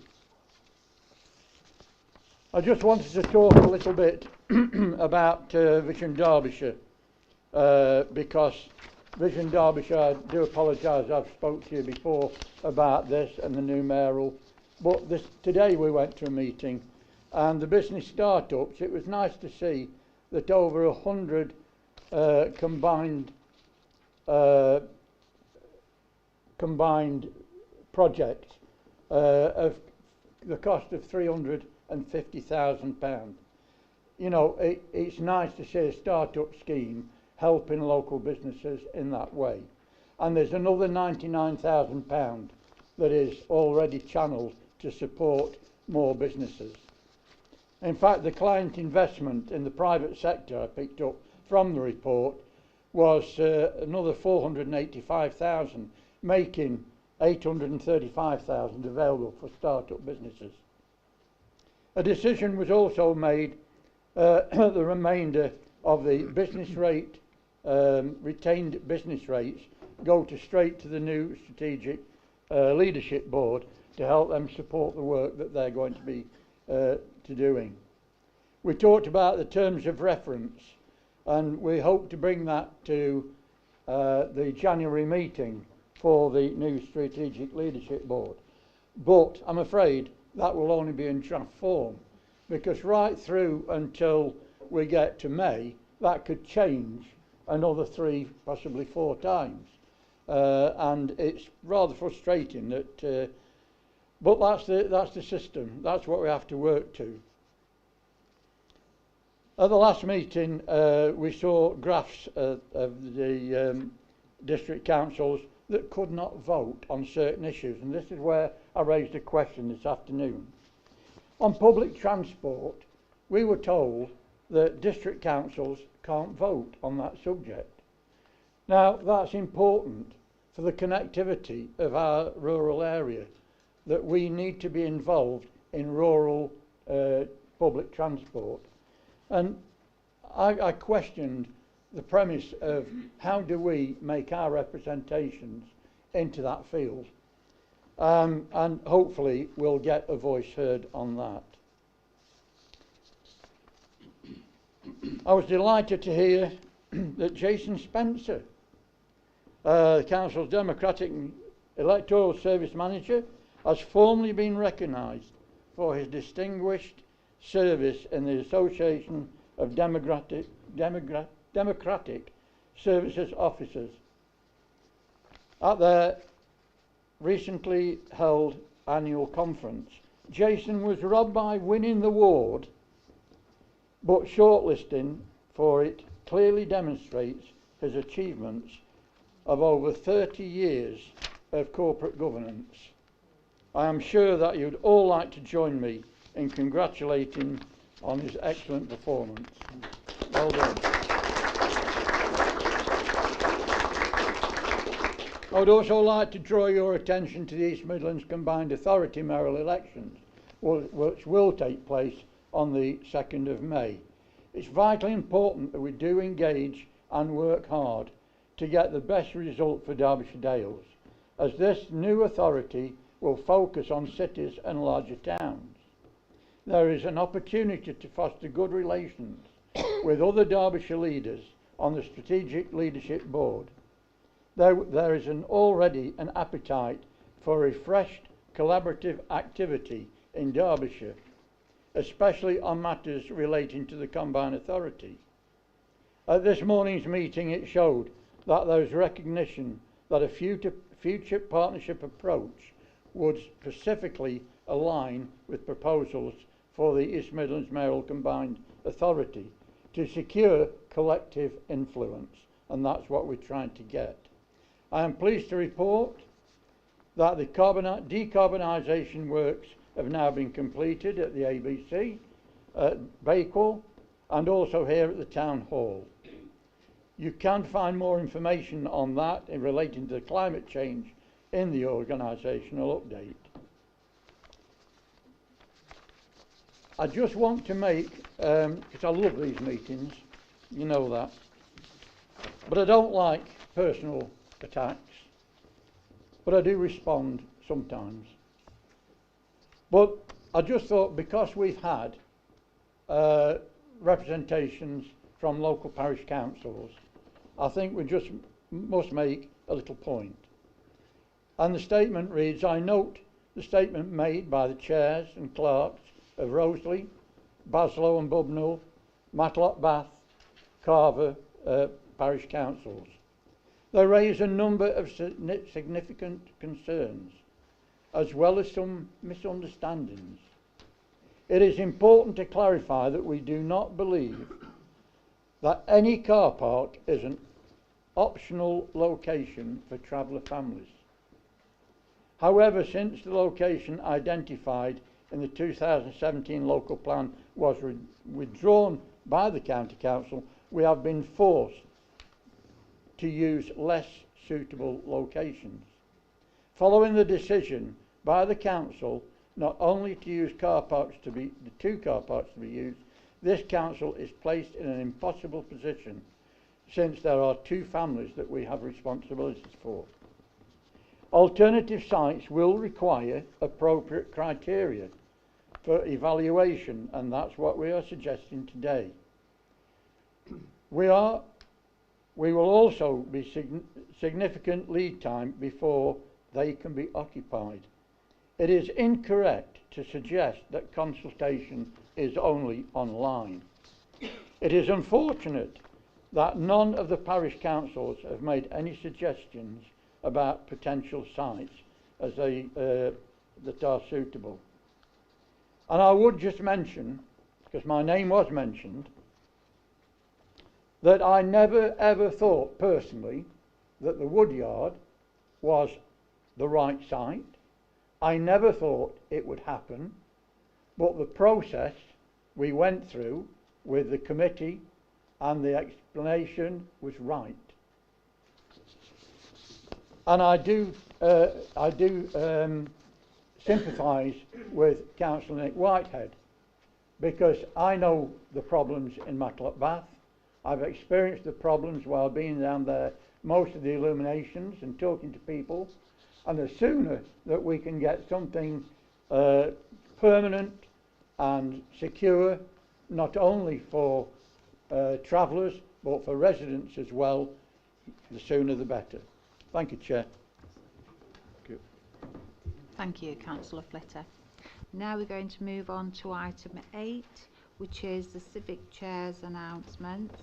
So first of all, we're going to go over to Councillor Burton, who is the Civic Chair, and he has brought along the Rector Stephen Monk of St Helens Church, and he's been invited to provide some words of reflection.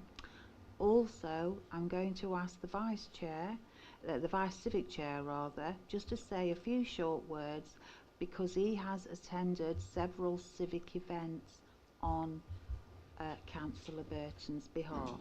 Okay, thank you. If I can just first pick up on that, I am grateful to Peter. He is a really good support, so thank you, Peter, because there have been some health reasons, but also duplications where you can't be in two places at the same time. Right, members, it's that time of year, isn't it, where that lovely story where two gentlemen go into an office and say to someone, "How much can I put you down for?" And he says, "Nothing." You mean you wish to remain anonymous? If I had my way, every fool would be boiled in his own pudding and a steak of olive placed through his heart. Right? Next year I will be writing to you. I'd like some support for my civic charity, please. I am indebted to two councillors. One has funded the full cost of one holiday for Send a Child to Hucklow. Another member has given me a very generous donation. At the moment, my civic appeal has raised £2,400. My target is 3. And recently I attended on King Charles's birthday an event in Chesterfield, purely by chance.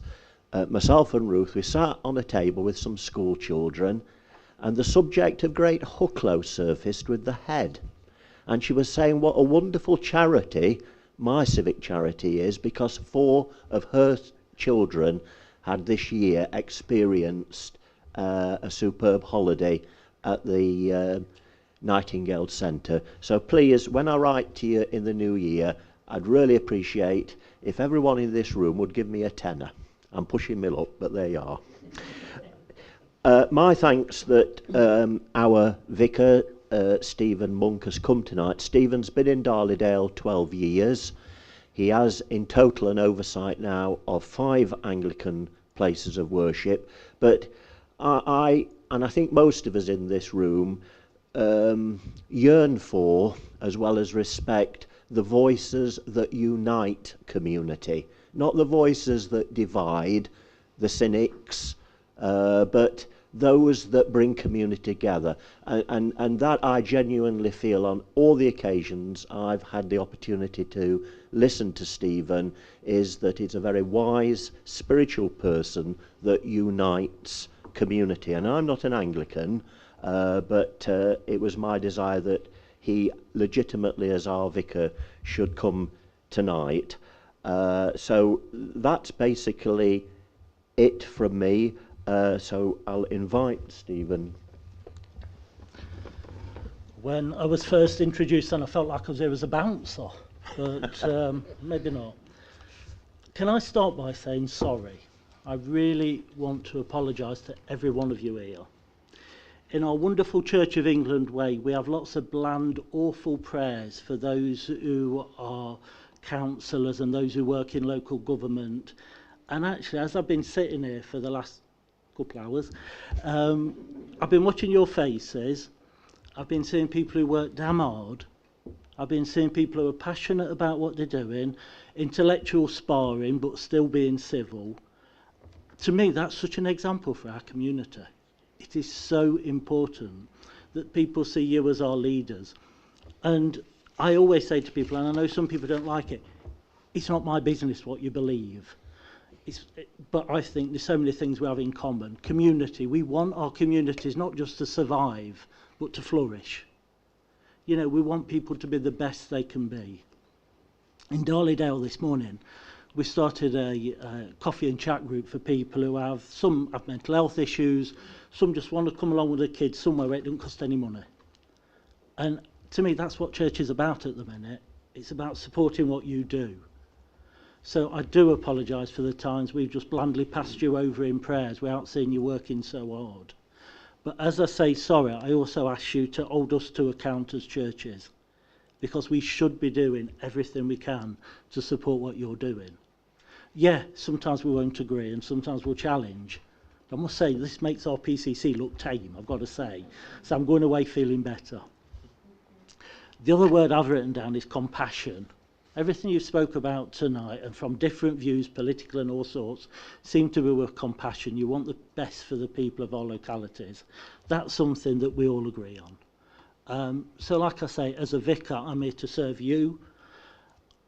One thing that worries me, if I'm honest, is so often in our world today, people like you are treated like commodities. And you're not commodities. And you deserve respect. And your families deserve respect. And some of you have probably worked all day and then come here tonight. You know, you deserve respect. And I know many of you just quietly get on with things. And, you know, you have our admiration. And certainly in my parishes, I will be singing your praises again. And that's nothing about a political bias or anything. It's just saying I appreciate what you do. So thank you, is what I want to say. Thank you for all you do. And thank you for your example. And thank you for your challenge. I'm going to finish, so I'm being totally inclusive, with a French atheist philosopher. So you see, we're getting a bit religion, a bit for everybody. No, it was a simple saying. He said, no one has the right to be happy alone. No one has the right to be happy alone. And to me, that's what faith, that's what working together, that's what being a community, a civic community is all about. So thank you for all you do and God bless you. And for those who don't believe in God, well, bless you anyway.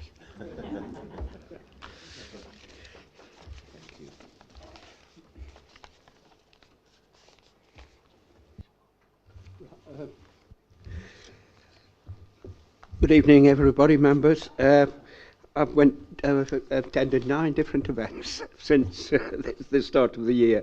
The first event I attended was the Forces Charity Suppers at the Carriages Restaurant, Chatsworth. I was very impressed by a former soldier that had lost his legs in Afghanistan. He explained that he'd been a boy soldier and loved serving his country. Having been in hospital a long time, he was fitted with artificial legs, and he was did not give up. He started a new life. He got married and has children. And today he works for the charity all around the country. He is truly, truly a brave man. So I was very impressed by his speech at Chatsworth. On Saturday the 30th of I attended the Derby Cathedral for the appointment of Reverend Nicky Fenton, a Reverend Canon of the Peaks and Dales and of Derbyshire. Canon Nicky said she was looking forward to working in the High Peak and the Derbyshire Dales.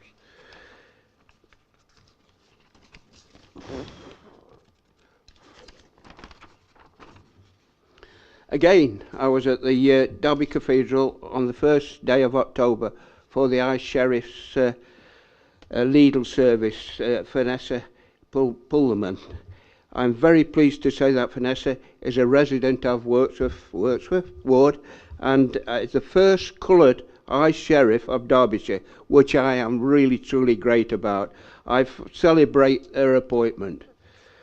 And again, moving on, the 4th, on the 10th of October, I was pleased to go to the 771st Ilkeston Chartered Fair, which is one of the largest street fairs in the country, believe it or not. A lovely October morning, crowds assemble, massive crowds assemble, with school children, and His Worship the Mayor, Councillor Frank Phillips, invited all the children onto the stage to help ring the bell. That's the first thing, got a special bell and they ring it and the fair opens. It's marvellous.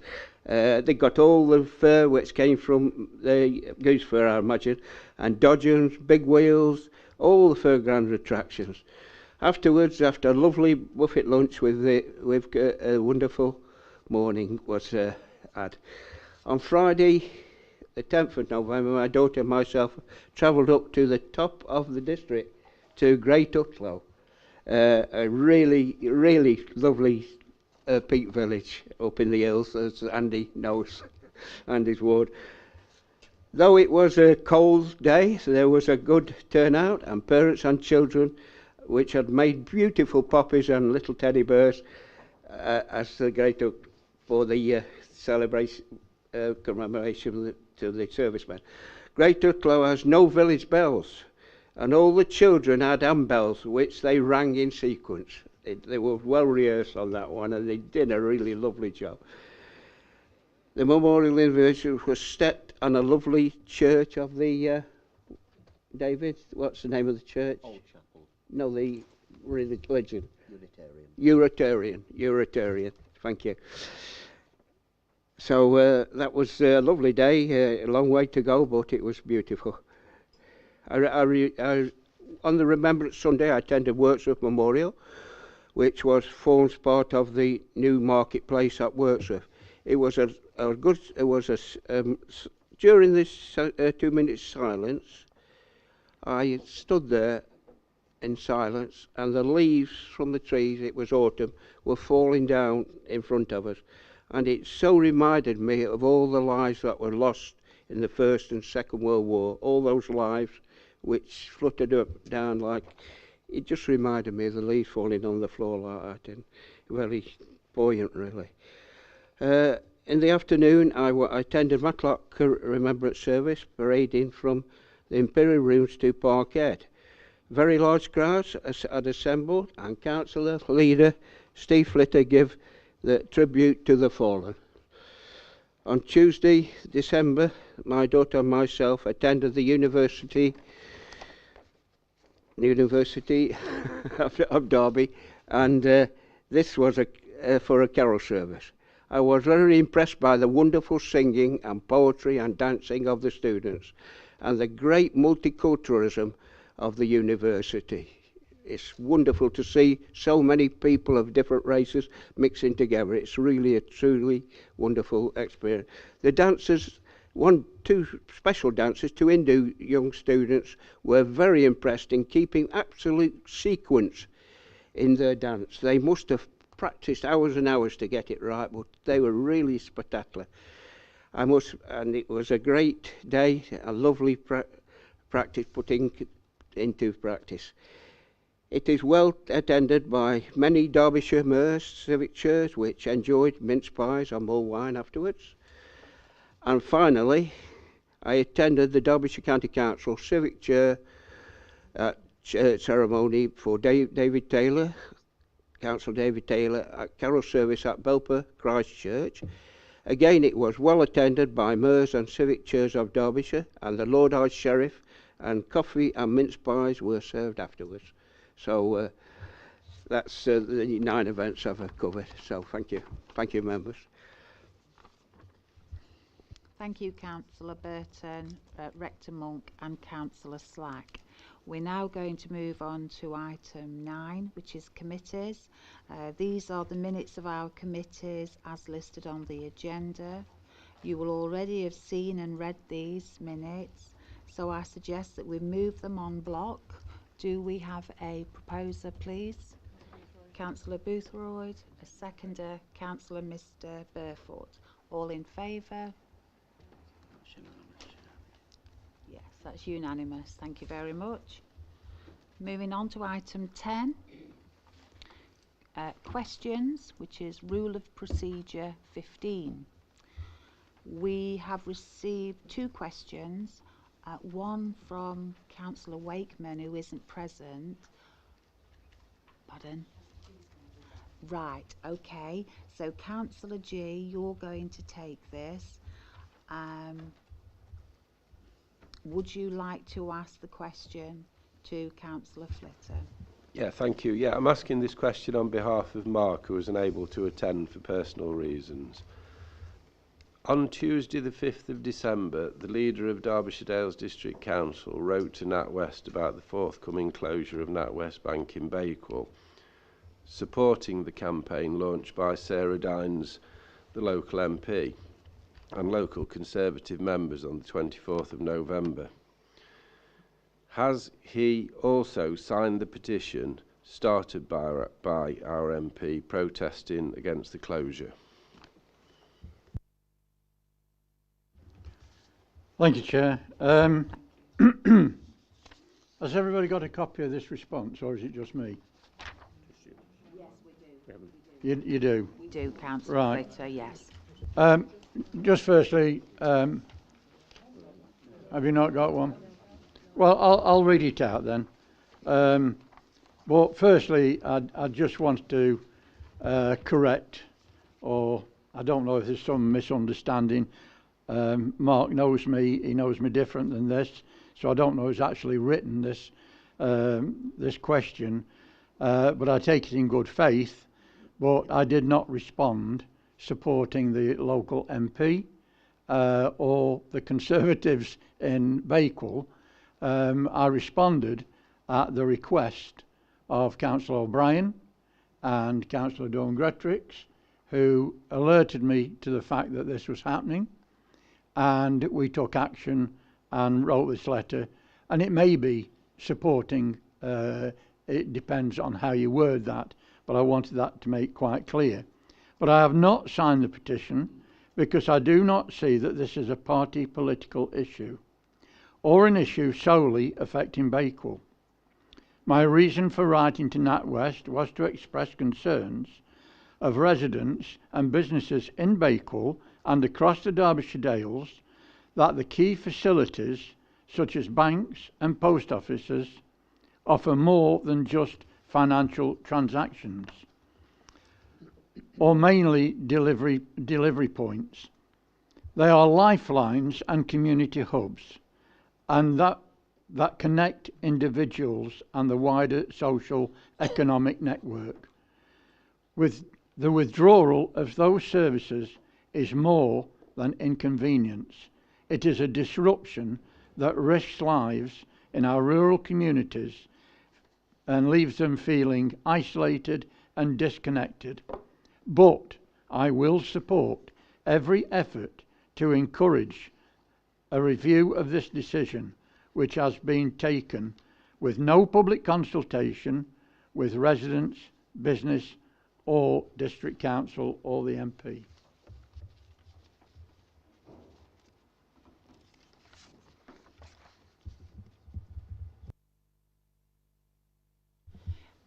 Would you like to come back, Councillor G, with a question, supplementary Yeah, question? just one supplementary question.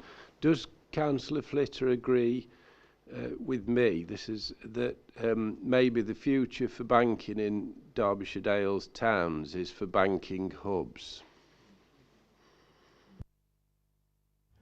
I certainly do, and I would agree that we could move towards banking hubs where there is a proper need. And I just found the letter that I told you about earlier in the speech. And I just want to say that Sarah Dines already met on the 24th of November Colette Britton from NatWest.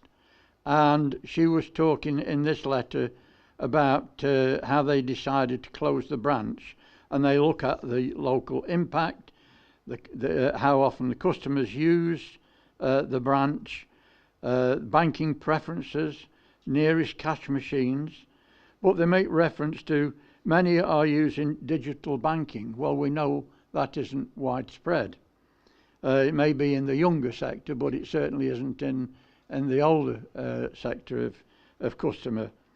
And they talk about they want to assist vulnerable and elderly customers with a dedicated support line. Well, I ask you, and it goes through the letter, a couple of 3 pages, and they are talking about they could use pop-up services for only a period of 12 weeks after the closure. I find it totally, unpalatable, and I think that we have to make further representation on behalf of Bakewell and on behalf of Derbyshire Dales. I did also have a letter from Councillor O'Brien, who suggested that we go down on the train and we bang on doors. If Councillor O'Brien wants to offer his services to the District Council to do that, I'm sure that we can arrange it. But I want to go through the proper channels. I want to make sure that our voice is heard, united, not singularly. I think all this council should be one voice, putting our strongest objections forward and try and get this decision reversed. Okay, Councillor Flitton. We've also received a question from Councillor Hobson. Would you like to put forward your question, Councillor Hobson, to Councillor Flitter? Thank you, Chair.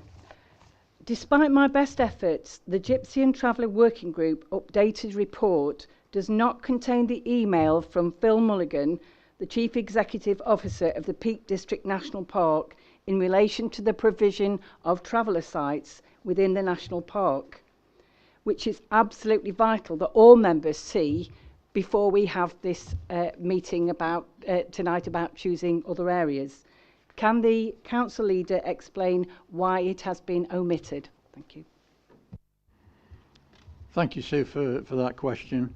The purpose of this report before members this evening is to provide an update on the work undertaken by officers following the decision taken by Council on the 28th of September 2023.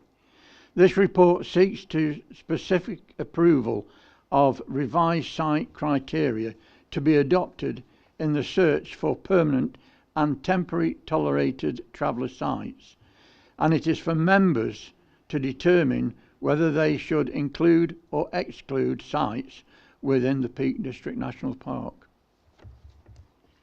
Do you wish to come back, Councillor Hobson, with a supplementary question? Thank you, Councillor Flitter. Thank you to Mr Walton and Mr Walsh who've come to speak this evening, and also the people who've sent in their written representations. You're quite right that I always say that we should be listening to our residents and our communities. The Leader of the Council is aware that at the last council meeting there were many representations received. Could he give me an assurance that he will give a personal response to each of those representations, not a generic response, because as he says they do raise different issues, and I would like the council leader to give that assurance that he will do that. Thank you. I will consider that request, but noting the timing and the amount of work and the other pressures that we've got, I will try to respond to every single person, but I can't give a guarantee at this particular time that I haven't missed some of those emails over this period that I'm actually suffering at the moment. Thank you, Councillor Flitter. Obviously, I'm not asking it to be done today or this week or even at Christmas, but people deserve a response. Thank you. Okay, thank you. We're going to move on now to item 12, which is the approval of the minutes of the previous meeting of the 28th of September. Members will already have received these minutes in your pack. Could I have someone to propose this, please? Yes, Councillor Chapman, thank you. Do we have a seconder? Councillor G. Can we have a raise of hands, please? That's unanimous. Yeah, that's unanimous. Thank you very much. So now we're going to move on to item 13. This is the Gypsies and Travellers update. Rob, can I go over to you to receive the report in order to provide us with an update? Thank you, Chair. Given the time, I'll be brief but cover the key points. As you know, this report follows on from the report approved at Council in September. That report sets out a number of recommendations, updates on recommendations in paragraph 1.2. I think particularly it's worth pointing out, as has already been elaborated tonight from the members of the public, the demise of the woodyard in terms of the potential investigations by ourselves. So don't intend to dwell on that any longer.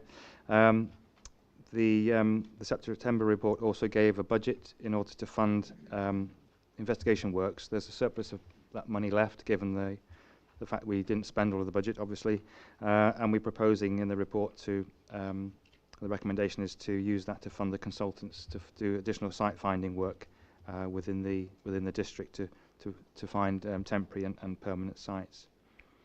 The other main recommendation I'd like to cover is the tenancy agreement that's also outlined in the report, and given the comments from Derbyshire Gypsy Liaison Group, we went to consultation on the agreement with them. They've come back with several comments, and we thought it appropriate to go back to the legal advice that we received originally to ensure that the comments were given due consideration, and we were happy with the final draft. We're still waiting for that advice to come back, but we expect that just after Christmas. The other main piece of work that the Travel Working Group has been focusing on has been the site identification criteria, and set out in Appendix 1 is a draft of that criteria. The members, in particular Councillor Mellstrom, did a lot of work to bring that together, and I think there's a collective agreement from the group that this was the criteria we wanted to pursue.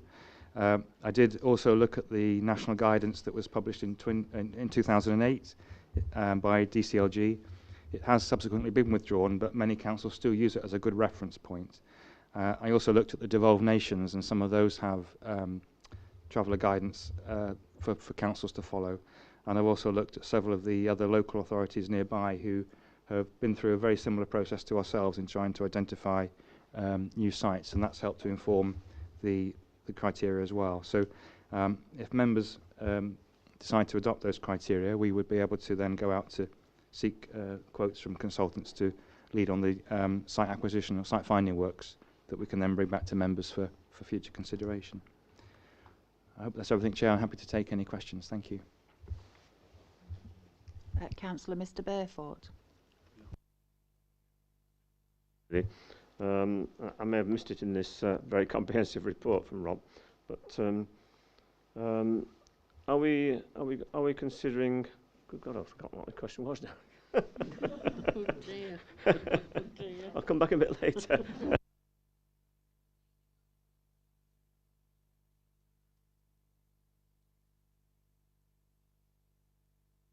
Right, thank you for that. Councillor G. Yeah, I accept that the council's got a responsibility to search for these sites, but just could I just check that the council is adhering to. At a recent meeting, it was stated that the Peak National Park have basically excluded all the national park area from consideration as sites for travellers. And obviously, I know in a previous council meeting, before I was actually a member of this council, I think it was in November 2022, a list of sites, car parks, etc. were excluded. This included Bakewell and Monsell Head, and I suppose it also goes into places like Baslow, but all those sites. Could I have some assurance from the council officers that none of those sites are going to be considered in discussions as possible sites, because this council itself has excluded them, and also the national park where the Peak National Park is concerned, which is my area in Bakewell, has been excluded as a possible site because it's not suitable. So I'd just like some assurance that those directions that I can see are quite clear are adhered to, please.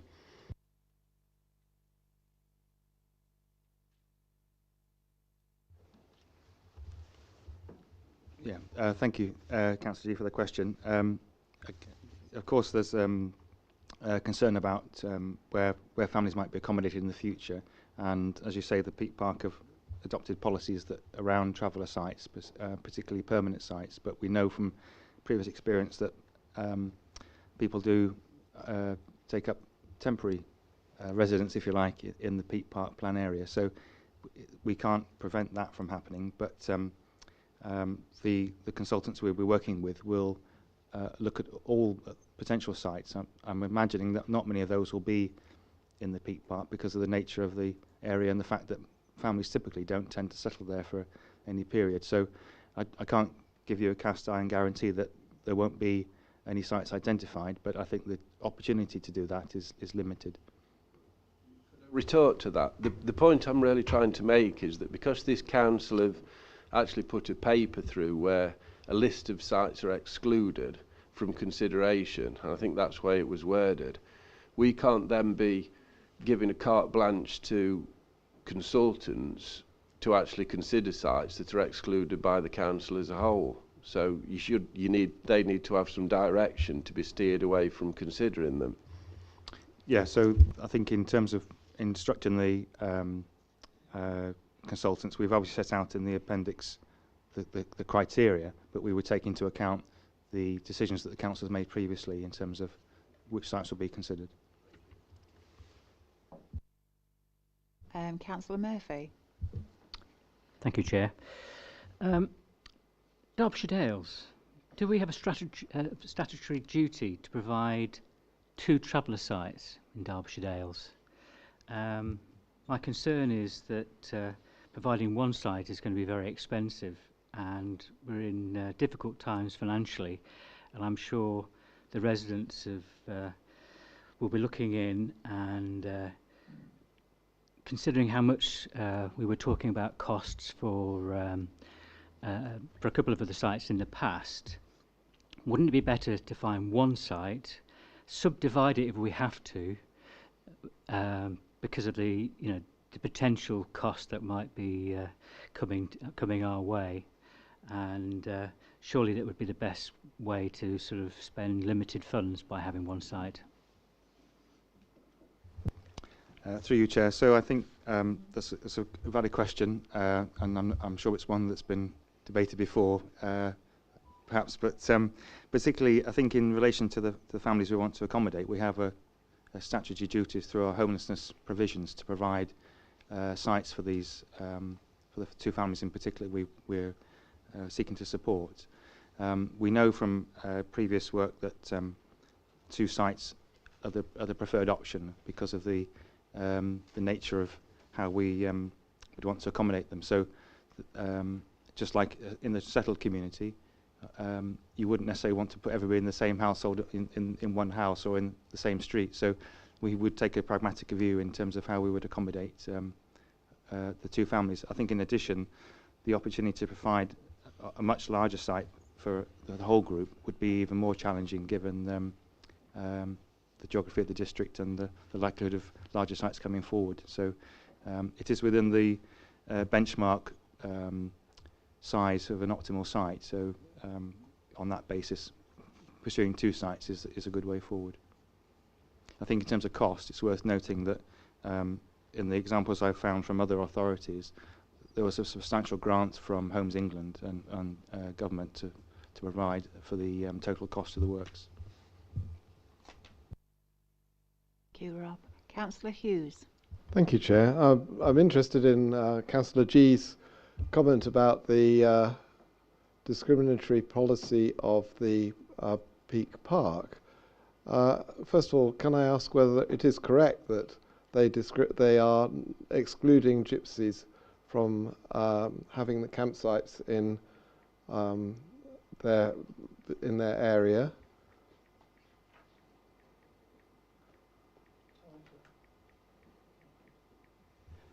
No, there's no discrimination from the Peak District National Park. What the statutory requirement is that anybody who camps in the national park must be on a designated campsite and cannot remain for longer than 28 days. So their ethnic, Chair, their ethnic I understand. characteristics are not considered. I understand, David. Under the Equalities Act, indirect discrimination. Yeah. Can I just remind members we're not in debate yet. Okay, thank you. I have another question. Sorry, I understand that indirect discrimination is illegal under the Inequalities Act 2010, and indeed a parliamentary report talks about discrimination by public bodies, and the first heading in that is discrimination law as applied to gypsies, Roma and traveller people. Can I therefore ask whether the policy of the Peak Park is indirectly discriminating against Roma and travellers and gypsies, who are an ethnic group and therefore a protected characteristic?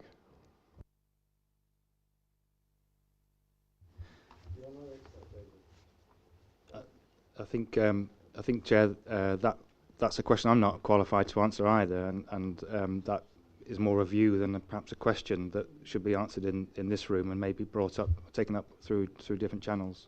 Thank you, Rob, for that. Can I suggest that we move on now, please? So, Councillor Flitter.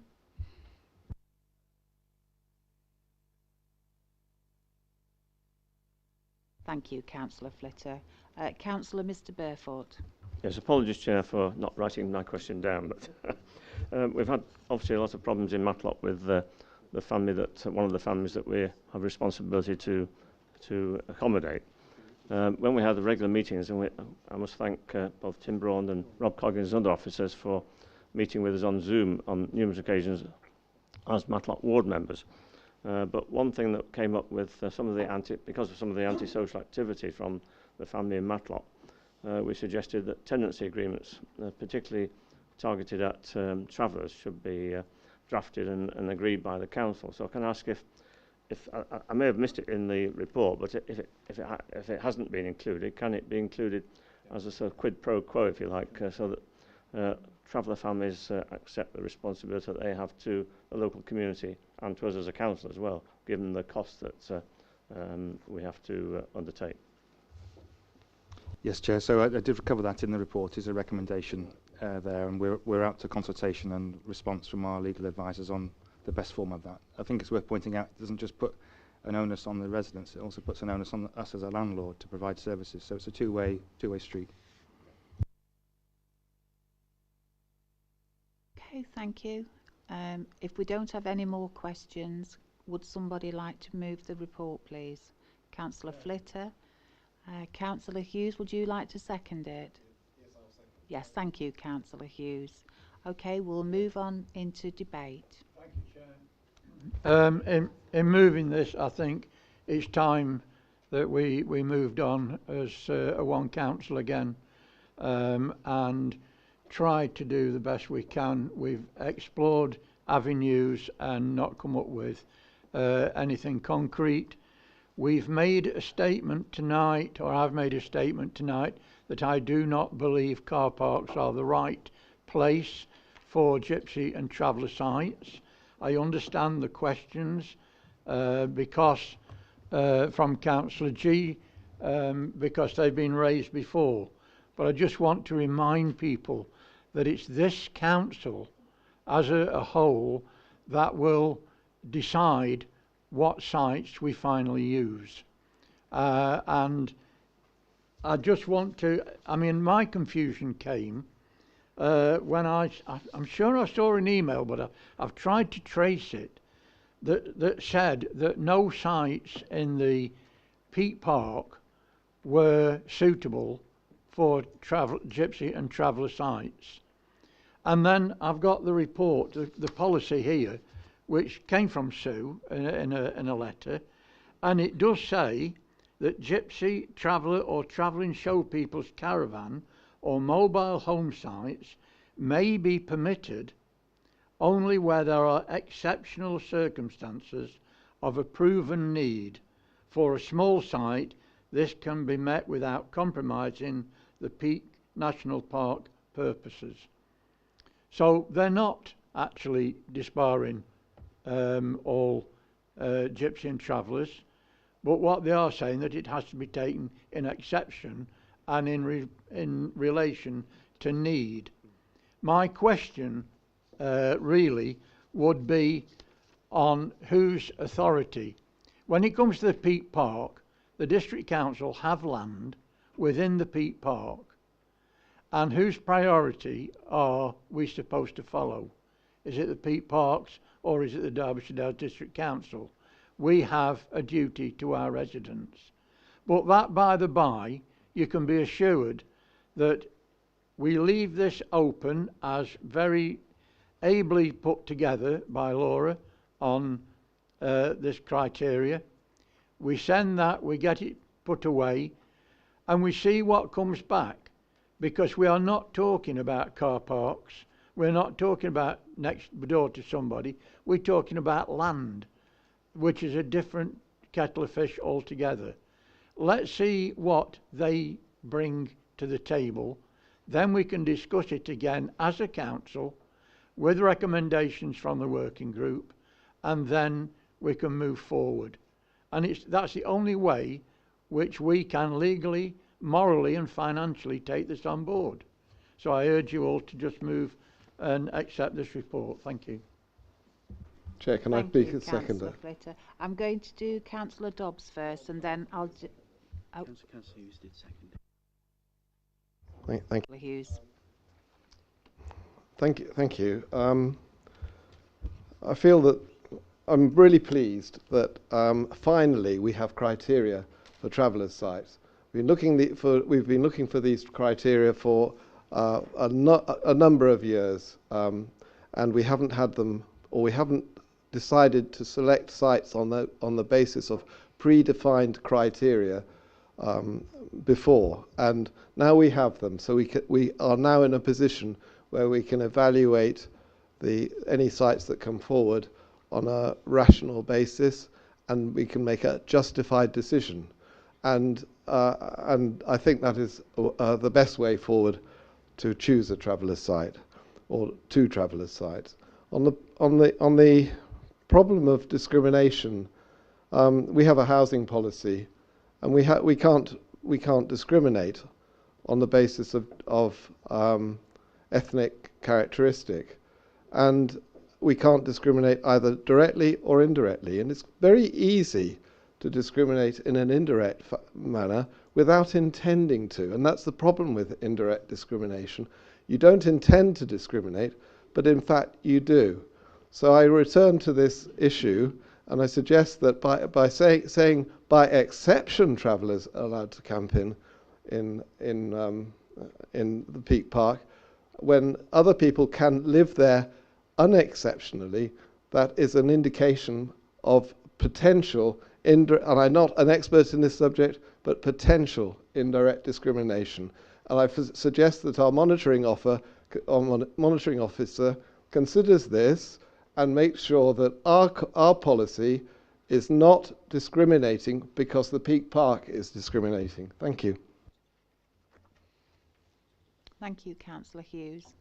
We have two more questions before we go to the vote. Well, two more debate questions. Councillor Dobbs. It's not so much a question as a comment. I do applaud Laura's compilation of these criteria and Rob's work with this. This is difficult. This has taken an enormous amount of energy. If we can harness a fraction of the energy devoted to keeping traveller sites out of various wards and use it to find traveller sites in some wards, then that would be great. So please support this. These are sensible criteria. I contributed to one of them, and I think we hopefully will agree that these are sensible criteria with which to choose. It's difficult, but let's hope we can. Thank you, Councillor Dobbs. Councillor Hobson. Thank you, Chair. I'd like to thank Councillor Flitter for formally stating that the policy of car parks for travellers is not suitable. That gives clarity to the travelling community and also the settled community. And if you read those representations from those people that have had experience of travellers in their communities, well, I would urge you, I'm sure you've all seen those. That doesn't actually solve the problem of the two families that we have at Matlock Bath and Matlock Bath Station. And I have concerns for the facilities that those people have there. You know, we're coming up to the winter months, And I would urge the council officers to look at the facilities that are being provided for these families while we move forward to find better areas for them for permanent sites.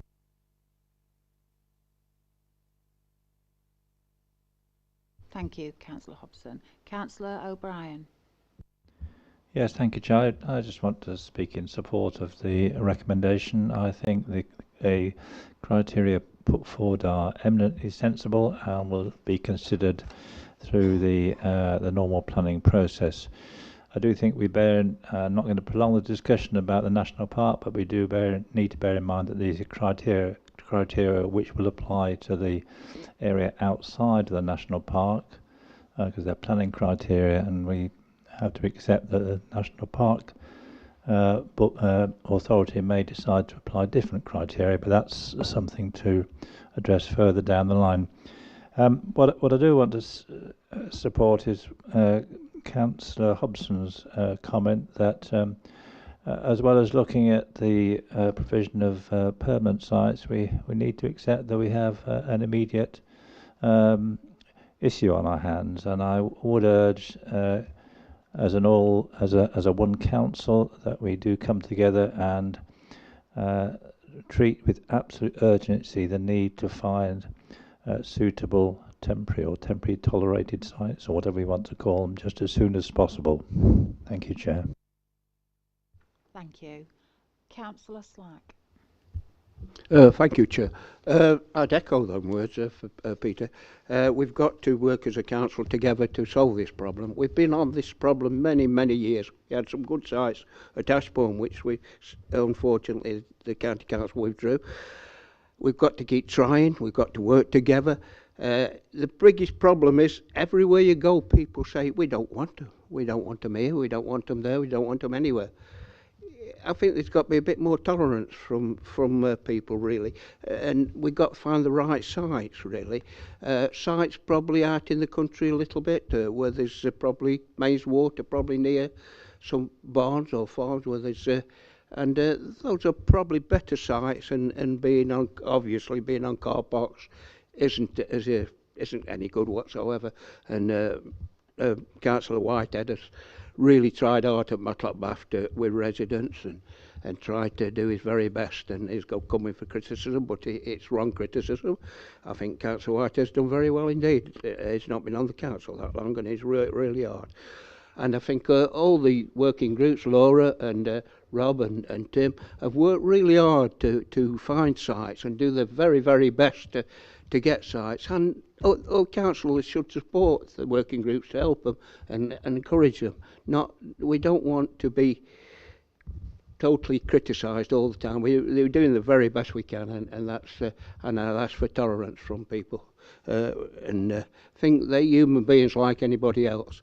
Their way of life is different to our way of life, but they've been doing that for centuries and centuries, travelling everywhere. So you can't suddenly say to them, you can't do that anymore. You've got to go and live in a house. They never lived in houses. The majority had never been in houses. So you've got to respect their views, and I ask for respect and tolerance. Thank you. Thank you, Councillor Slack. I'm just going to ask that, because we are now 8:30, do we have someone who'd like to move that we continue, I'm going to say, to as late as 10 to 10, maybe? So, yes, Councillor Buckler. Thank you, Councillor Buckler. And Councillor Dobbs is going to second. I'm also going to suggest, if we can put that to the vote first, yes. So can we have a show of hands? Yeah, that's unanimous. Thank you. And then I'm also going to suggest that when we've finished discussing this agenda item, we take a 5-minute break just to stretch our legs, and we'll come back promptly after 5 minutes. Thank you. Sorry, Chair. Just a point of clarification. You just put that to the vote. There's a few hands, but not many. I wonder whether we could do the vote appropriately. On extending? Yes. Was that right? There was a vote and there was 4 hands, 5 hands? So should we do it Right. Yeah, I do apologise, Councillor. Yeah, I didn't realise that. Can we have a show of hands again, please? In favour of extending. Then this is in favour of extending the meeting. Okay. Those against. Those against.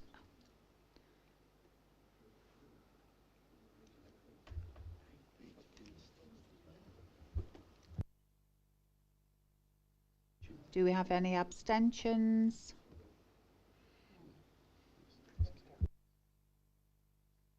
So that's carried. Thank you.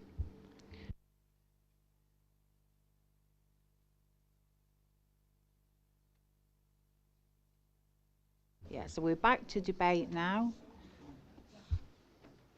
Yeah. Yeah. So is next on your list? So that's it.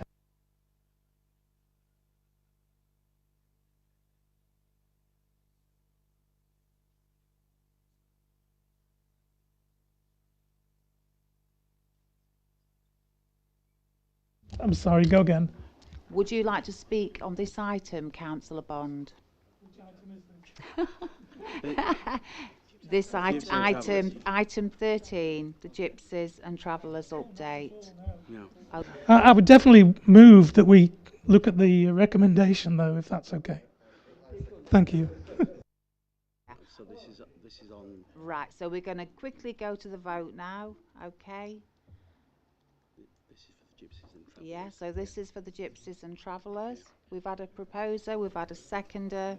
Can we now have a show of hands? Yeah. That's unanimous, thank you. And I think we deserve a well-deserved break for 5 minutes. Thank you all.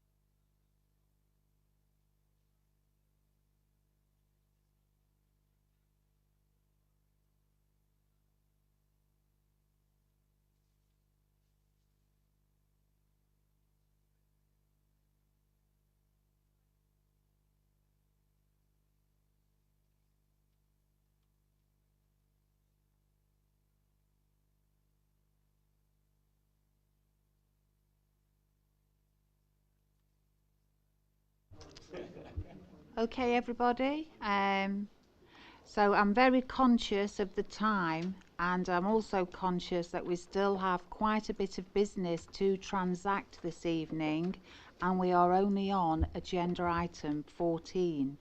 Could I ask members to bear this in mind, because we are aiming to finish at around 10 or just before. 10 to 10 even, just before. Absolutely. Yes, thank you, Councillor Hobbs. So we're going to move on. Sorry, Hobson. So we're going to move on to agenda item 14. This is the Derbyshire Dales Plan, the corporate plan. It's a report of the leaders of the Progressive Alliance, and I'm going to take you over to Councillor Flitter. Thank you. Thank you, Chair. I hope I can do this report a bit better than I did the leaders' report. It just goes to show that big lads still can get sentimental. Yeah, it's rightly said, this is a joint effort, and I really have to thank officers for their time, their commitment to looking at loads and loads of paperwork that we've given them in the past and discussed certain issues.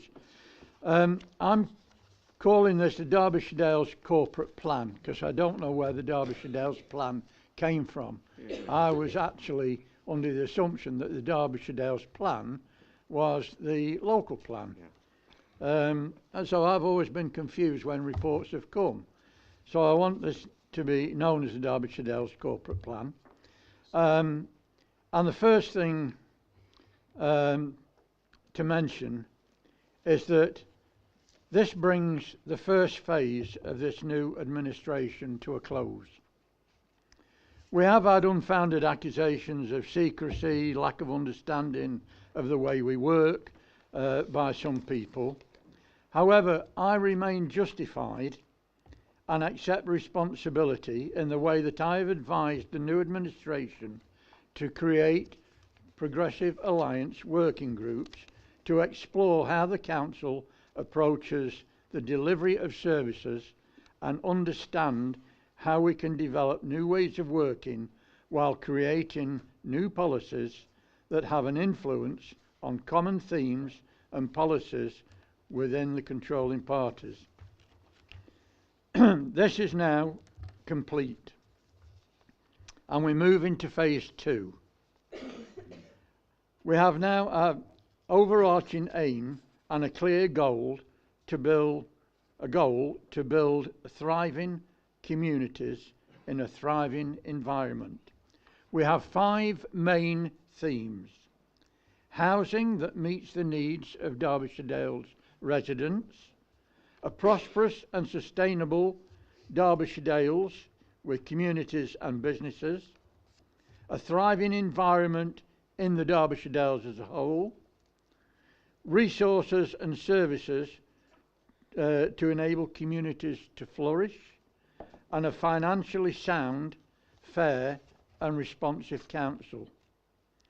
We also have 9 principles that are listed in this report, enabling this council to achieve its ambitions whilst meeting the needs of residents. The environmental sustainability must be at the heart of all our policies.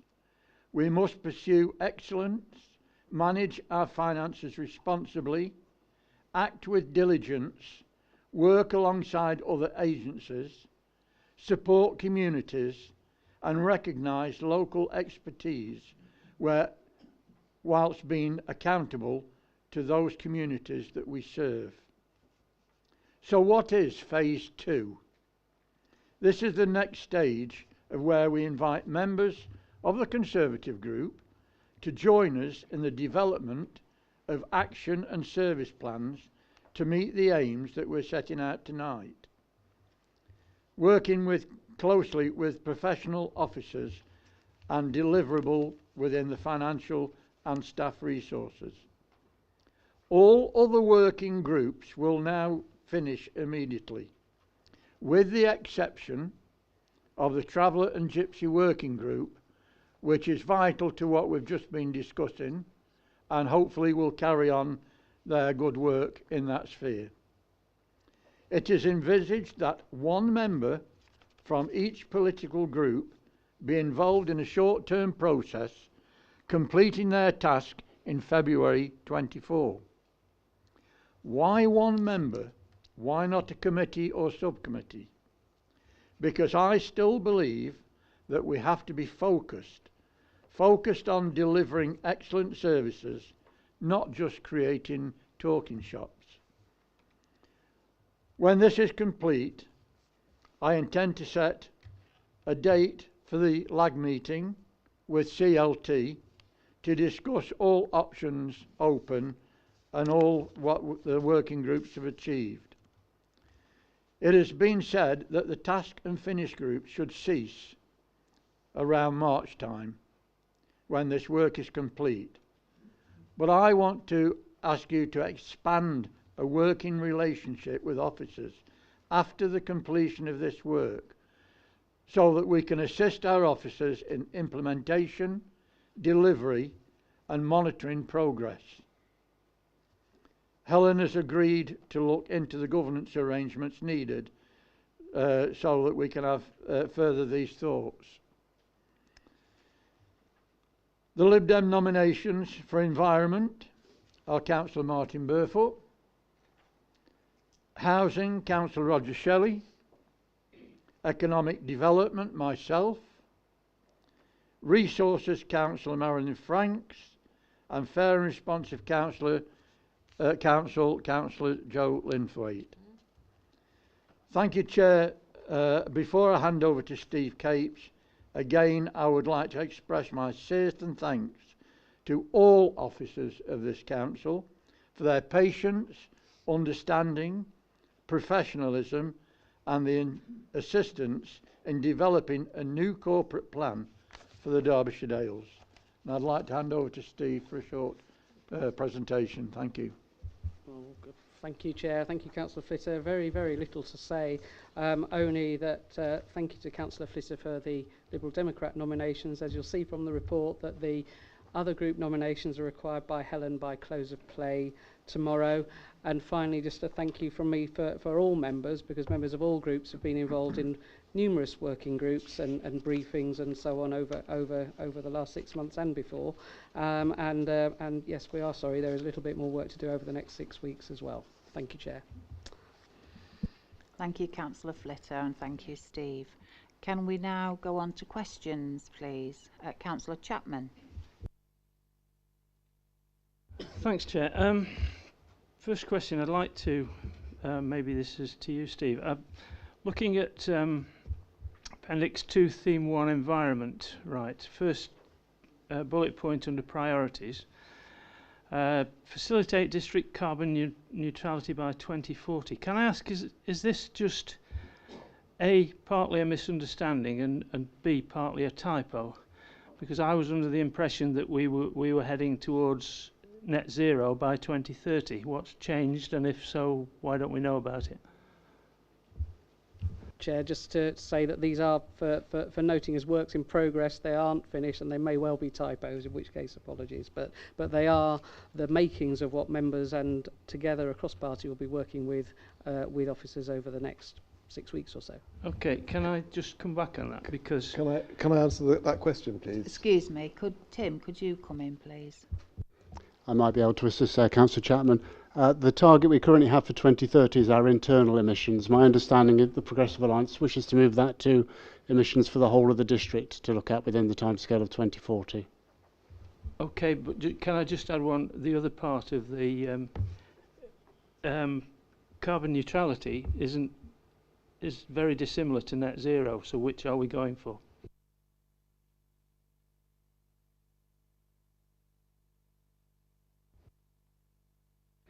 That I can't answer, Councillor Chapman. That will have to be worked out in negotiation in the discussions that follow with the working groups. Could I possibly point out some of the major differences are? Because they're quite important. The difference between carbon neutrality and net zero is quite strong, and it's a case of do we are we going carbon neutrality or are we going net zero? It has to be one or the other. And I'll point out a couple of them for you. Carbon neutrality, we can achieve carbon neutrality by buying carbon credits. We don't have to reduce any emissions. We just buy the cash, put the cash in, buy the credits, and sort it. Okay. Whereas net zero is the raison d'etre is to use existing technology and future science on climate change to reach the 1.5 degrees pathway. With carbon neutrality, you do not have to address. You only have to address scope 1 and 2, whereas with net zero you have to address 1, 2, and 3. And what's happening with Chapman, carbon? I'm sorry to interrupt you, but we are still in questions. Thank you, Councillor Chapman. Yeah, I do understand. Thank you, Councillor Hughes. Sorry, I was just going to offer to reply to Councillor Chapman. Councillor Ripton. Oh, right. Councillor Mr. Barefoot. Will substitutes be accepted? Obviously, will be people away or ill or whatever. So.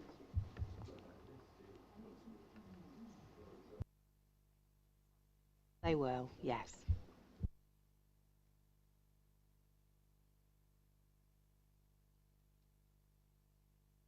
Okay, so with no more questions, could someone move this, please?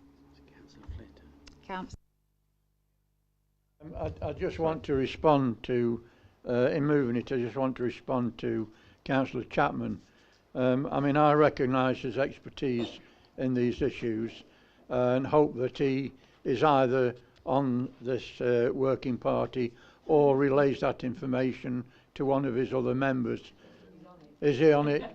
Well, that's very good, because we do value your expertise in this field. Thank you. So I so move. Councillor Flitter. Do we have a seconder? Councillor Hughes. Yes, thank you, Chair. I'd like to second it. I was also going to say the same thing about David. His expertise is very useful in this particular field, and I'm sure in a lot of other fields. I worked with him on the climate change working group, and when he was chair, and he was an excellent chair at that. Lovely, thank you. Now we'll move into debate.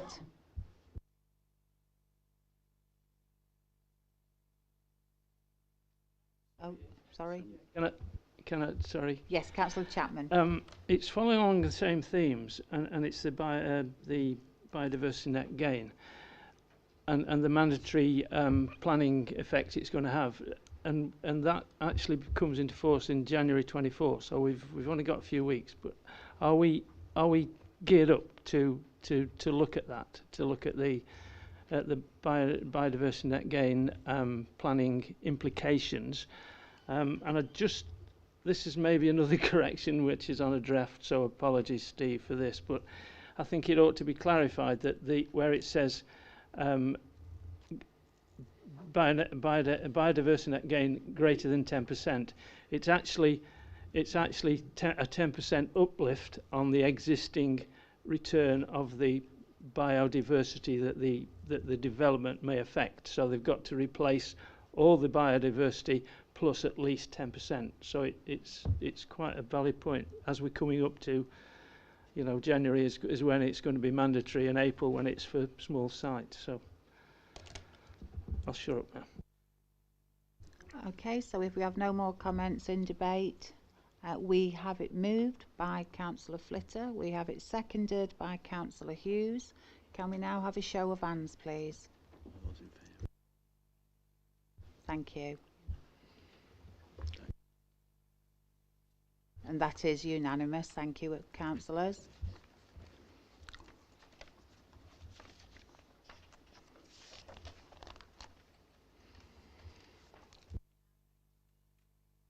To agenda item 15, which is the local plan subcommittee. We have the minutes of the local plan subcommittee, and we are asked to refer to minute 233/23. This has been approved by CLT and committee. recommendation 3 that needs approval.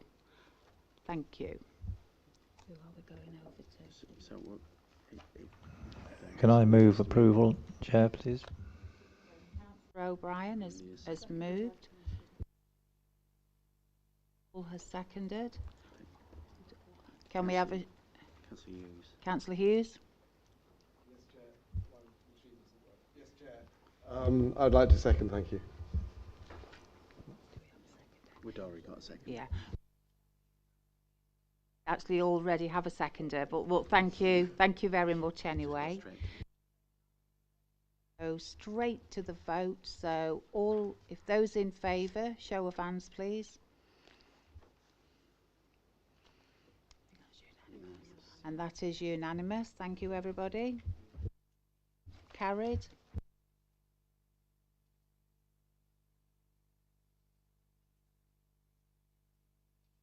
We're now going to move on to agenda item 16, which is the revenue budget monitoring second quarter. And we have a report that Karen has prepared. So over to you, Karen. Thank you. Thank you, Chair. I'll keep it brief. Hopefully the report is self-explanatory. We're basically reporting a forecast a revenue budget surplus for the current financial year of around £800,000. The report shows the reasons for that, and it mainly comes down to additional interest from our investments because interest rates have risen since we set the budget. And the report makes recommendations as to how we should use that surplus if it should still be there at the year end. So I'm asking members to approve that. The recommendations are on page 103 of your agenda, and the use of the reserves is set out on paragraph 118 of the report, which is on page 107 of the agenda. Okay, thank you, Karen. Do we have any questions? Chair. Councillor Hughes. Chair, it's more of a question, can we do something? So I noticed that car park income includes both that collected in cash and also collected by card or by phone or whatever. Is it possible to break out those two numbers when we monitor it so that we can see how popular each type of payment is and whether there is any change? Thank you. Yes, we do that already. That sort of information is presented to the corporate leadership team monthly, so I can certainly let you have that. I would have been able to tell you it now, but my laptop's just died. Thank you. Councillor G. Yeah, just one question. Do we need to set some money aside for the possible additional monies required to cover the leisure centres like we had, I think, was it earlier in the year, we had to agree for an extra 190,000, which, you know, that type of money might come to us once again. I just wondered if that is covered. Is it like earmarked? It's not at the moment. That's mainly because we haven't had a further request from Freedom Leisure. Obviously, when we do receive that, we would consider it and bring it to members. But we do have a general reserve that's got around about £3.5 million, and that is there for that type of eventuality. But if we've got some spare money there, couldn't we possibly ring fence that for the possibility rather than taking out a general reserve? If members wish to change the way I've recommended using the surplus, then that's in your power to do so, to change the recommendation.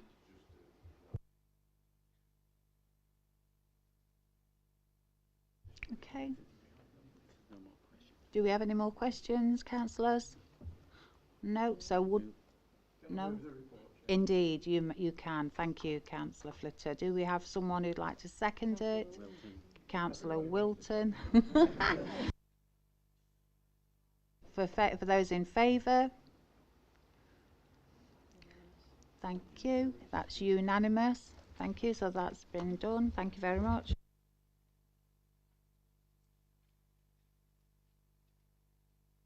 Agenda item 17. This is the capital programme update, and this is a report that Karen has prepared again. Over to you, Karen.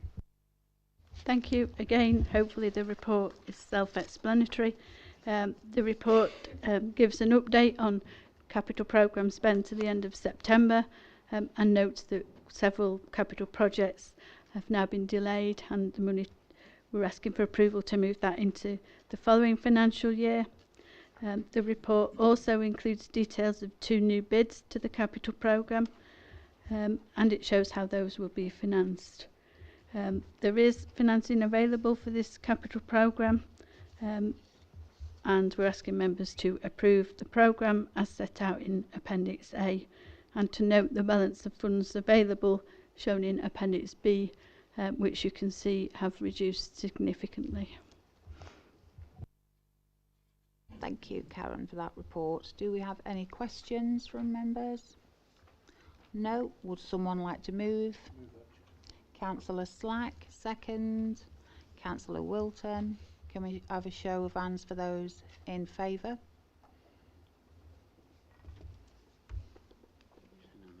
That's unanimous again. Thank you. That's carried.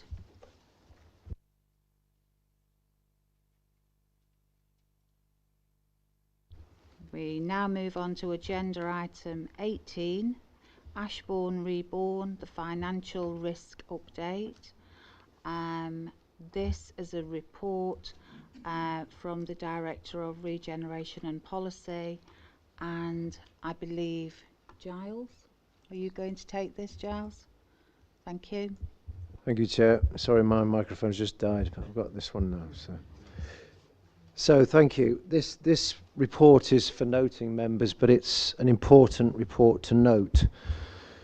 To mitigate financial and reputational risk of further delay, the actions within the report have been taken in consultation with the Chair of the Programme Board, Councillor Hughes, and the Leader of the Council, Councillor Flitter. The result is that progress has been able to move forward on the programme. And in terms of the increased financial risk relating from the County Council grant funding agreement, that needs to be understood and noted. That's detailed extensively in section 7 of the report. And I'll take any questions if there are any. Thank you. Do we have any questions from members? No. Would someone like to move the report? Councillor Hughes. Do we have a seconder? Councillor. Yeah. It's okay. Yeah, thank you. Can we now vote? All those in favour? Yep, yep, that's unanimous. No. An abstention. Do we have any against? No, just one abstention. Okay, thank you.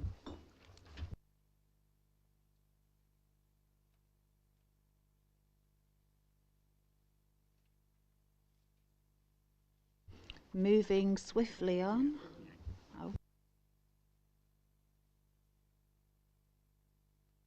Can it please be noted that Councillor Buckler has left the room because he's previously declared an interest in this agenda item.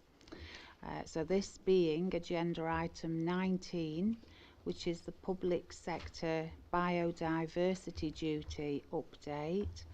And I'm going to hand you over to Tim, who's going to talk about the report. Thank you, Tim. Thank you, Chair. Hopefully I'll be brief as well. Continuing the theme of electronics dying, my laptop's dead, but Rob's been good enough to print me off the report, so thank you, Rob. The real purpose of this report is to finally approve the professional services quotation brief for the Biodiversity Action Plan that we intend putting together. A few points to note in saying that, that the biodiversity duty does require us to give first consideration of biodiversity action by the 1st of January 24. And the work that we're currently doing and the update in Appendix 2 provides that first consideration. What we've then got to do is to agree policies and objectives soon after. In approving the quotation brief, it is the intention of officers to bring the outcome of that exercise back to Council as soon as possible, we hope by April 2024, so that we can formulate those policies and objectives. The budget's been approved by Council previously, so we're just after your approval of that quotation brief. The only other update I'd like to offer at this time, unless there are questions, is to tell you that the Local Nature Recovery Strategy Conference is to be, Derbyshire County Council are hosting that on the 29th of January. We do have representatives down to attend that meeting, and we'll feedback in relation to that as well. Happy to answer any questions. Thank you, Tim. Do we have any questions members would like to ask? No? Would somebody like to move this? I think Councillor Chapman I saw first. Yeah. Councillor Mr Burford. Those in favour?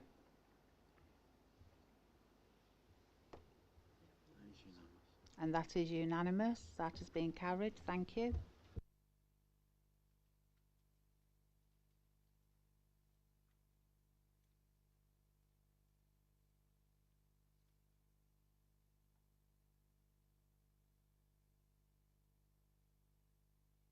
Yeah, we're just going to get Councillor Buckle back into the meeting now.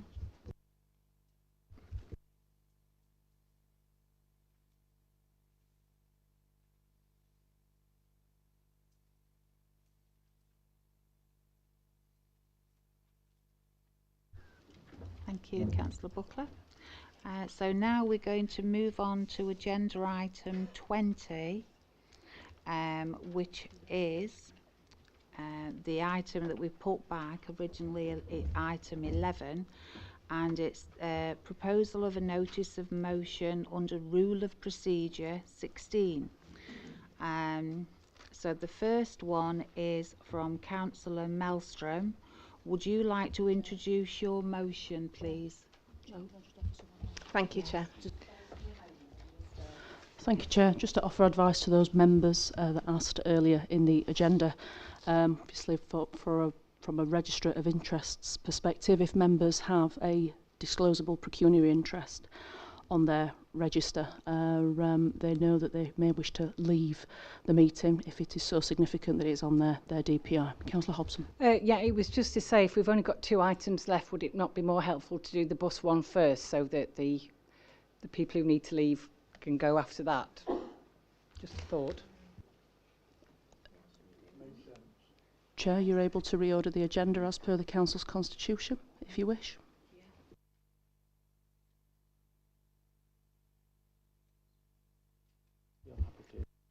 I'll hand back over to you, Chair. Thank you. Yes, so I'm very happy to do that. So this being motion B, which was submitted by Councillor O'Brien. So would you like to introduce your motion, please, Councillor O'Brien? I will. Thank you, Chair. And I want to start by reading a message I received earlier today from a resident of Hathersage, who is the manager of the Age UK Day Centre in Hope. It's a brief message. It says, just to let you know that my son has been stood waiting for 3 hours for a bus to get to Hathersage. I was stood over an hour on Tuesday, and a lady with a baby had been there for over 2 hours. This is typical of the daily correspondence that I now receive from residents in the Hathersage ward. Now, as an administration and as I hope one council, we're committed to supporting thriving and sustainable communities and championing issues on behalf of our residents and businesses. Whether it's maintaining banking facilities in Bakewell, the regeneration of Ashbourne Town Centre and Bakewell Road in Matlock, or, as we are advocating this evening, our bus services, the current situation with many of our bus services, certainly in the northern part of the district, is dire. It seems that as many buses are cancelled each day as actually run. The impact is that many residents are left abandoned in Sheffield, in Bakewell, in Chesterfield, in Eyam, in Hathersage, in Bradwell, in Stoney Middleton, in Baslow. The list goes on. And children too, as many of the services also take them to and from school. And in the Hope Valley, we have no post 16 education provision. So our young children have to travel into Sheffield or Chesterfield, where they often find themselves marooned in the cold, wet and dark. Now, it may be that few members here this evening regularly use buses, but if you can imagine driving to fill up your car at Sainsbury's in Matlock, finding the pumps empty, then driving to Matlock Green to find the same, and then the same the next day and the day after, that is the situation that many of our residents who use our buses face. Councillors Boothroyd, Nash and myself, with the support of Councillor Hobson, have done what we can in discussion with the County Council, who provide financial support to many of these services, but to no avail and to no improvement in the situation. So this evening we're asking for the support of this Council. Turning now to the £47 million that Derbyshire County Council was awarded to improve bus services across the county.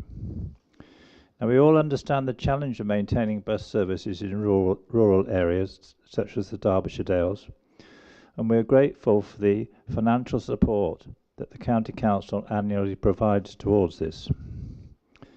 But in an area like ours, we need lit bus shelters with comfortable seating. We need real-time information at bus stops in our villages where services are so infrequent. And we look to the introduction of demand-responsive services to support our more isolated communities. Sadly, we are getting virtually none of these, and as you can imagine, most of the £47 million is planned to go on expensive schemes in the urban areas of the county. Hence the call for an urgent meeting with the County Council and the Bus Service Improvement Plan Partnership to make the case as strongly as possible for a fairer share of the investment in the Derbyshire Dales. Thank you, Chair. Thank you, Councillor O'Brien. Would you like to move that, Councillor O'Brien? I think one of my colleagues wishes to move this, Chair. Oh, rightio. Thank you, Councillor Nash. Do we have a seconder? Councillor Shirley, thank you. Do we... I've got a question as an employee of Railway, whether I should abstain from this basically and remove myself. Just check. Just say it's a decision for members if they wish to leave and not take part in the debate. But if you feel as though you have an interest, Councillor, trust your judgment. Thank you, I will do.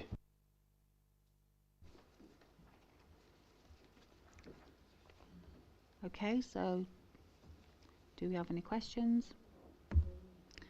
Councillor Buttle.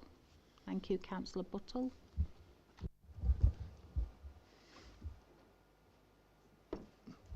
There's nothing I particularly want to do apart from say yes, let's do this. Okay. So let's do this then. Comment. Councillor Hobson. Yeah. Sorry, Chair. Yeah, I've got a comment. So thank you to Peter for acknowledging that we have worked together with this, with the buses in the area with issues. And I would like to say that actually, although we do recognise that we need the buses, you know, I use the buses myself, not quite old enough for a bus pass, so there's £2 bus fares are very useful to go from my go to Sheffield or to Bakewell. But wanting an urgent meeting with members of the County Council and, you know, having an all-party transport group and an urgent meeting with it, I think this is happening, Peter, and I think you're just making a level of bureaucracy here that we don't actually need. I think we've got that dialogue going. Just addressing a couple of the points you made. Of all the districts and boroughs, the Derbyshire Dales has received the most individual improvements from this. Real-time information signs have been installed in Wirksworth, Matlock Bath, Darleydale, Roseley and Bakewell, to name but a few. You know, the bus companies have had tremendous issues post-pandemic with drivers, the training and retention of drivers going to be HGV drivers. You know, it's a skill. But I think the most important thing is, you know, these are commercial operators over which we have no control. I don't want to mention specific bus operators, but I'm sure there are bus operators that I have contacted the bus operator when there has been an issue. I have great sympathy for the people that, you know, missed the bus or stood waiting. Nobody could agree with that. But I actually think more meetings, when you've got good dialogue going already, I really don't know what it would achieve, Peter. Thank you. Thank you. Councillor Shelley. Thank you. I mean, I fully support this motion. I can't stress the importance and urgency of it, really. I don't think we can be complacent. I mean, I came here on the bus tonight, but then I'm fortunate in a way in that I'm travelling along one of the main arteries of the central bus network here. You know, if you go off the A6 or any of the main roads, you are into bandit territory, really, in terms of buses. The likelihood of them turning up is quite frankly very, very remote. And the idea that Derbyshire Dales is doing well out of the bus service improvement plan is not true. If you look at the report which came out in November, just very recently, the demand responsive transport, which is the equivalent of dial a ride, it is not being piloted in Derbyshire Dales. It's being piloted over in the northeast of the county. So we need to put as much pressure as we can on the county council, which is what this motion does, because public money is going in to support these services. You know, I accept that there are there's the I can't remember what it's called now. It's the shopping equivalent, the Derbyshire Connect, which is trying to plug some of that gap, and it's only just started. We need to keep a very, very close eye on how that's going. And I think this motion, with its suggestion of a group, and people could turn around and say, you know, why is the district council interested? It's because it's so fundamental to the way we live out in the Dales. So I think it's very, very important that we have very, very close connections to that, and I support the motion. Thank you, Councillor Shelley. Councillor Dobbs. Thank you, Chair. Just a brief comment. I think it's Mike Hayes who sits on the Bus Service Improvement Plan Committee, and he does send reports out. But I noticed that other councils do have member representation on that committee, and I wonder whether that might be, I don't know, a way of jollying things up if we have a particular Derbyshire Dales interest in a particular line. Not that Mike's doing a bad job, he's keeping us informed, but as a possibility. Thank you, Chair. Thank you, Councillor Dobbs. Councillor Boothroyd. Just to say, I am the representative for the District Council on the BSIP wider stakeholder group, so that's my I just wanted to make a point about the importance of this, which I think is slightly lost in individual stories that standing cold at bus stops, and I wanted to give a sort of wider view of why I think as a council, and we're trying to get thriving communities forwards, to kind of get, and I like statistics, so I've got a few statistics that kind of show why I think this is really important. So 80% of men hold a driving licence and only 70% of women do. So in terms of not providing a decent bus service, we are discriminating against women in that regard. It costs on average £3,580 a year to own a car. That's including the depreciation cost of a car. So that is money that our residents are having to spend because there is no bus service in so many places to just go about their day-to-day lives. And from a young person's perspective, the average cost of insurance for a younger driver is £900 a year, whereas for a driver over the age of 50 it's £300 a year. And I think most people in this room will own a car and have that option. But for so many people, that is either an option that's costing them a vast proportion of their income, or is something that they just can't achieve. So it's just a point really on why it's so important to have public transport.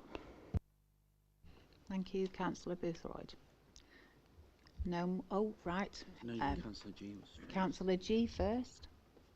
Yeah, I just wanted to just make a little point that it is easy to get lured into these motions, but we need to be careful. I'd just like to give a health check because, you know, we've got two long issues here, and this is one, and it is a topic that I definitely have an interest in, but it's not a subject that is part of the remit of this council. We're sitting here, it's 9:25. We've done our business, this is something we can't really have a proper impact. We've got all these offices who are very expensive. We should not bring these large sort of virtue signalling motions to take up time. I'd understand it. You know, I've sat at Amber Valley for 12 years and I've seen Labour do it when they were in opposition. I'd understand it when a party's in opposition.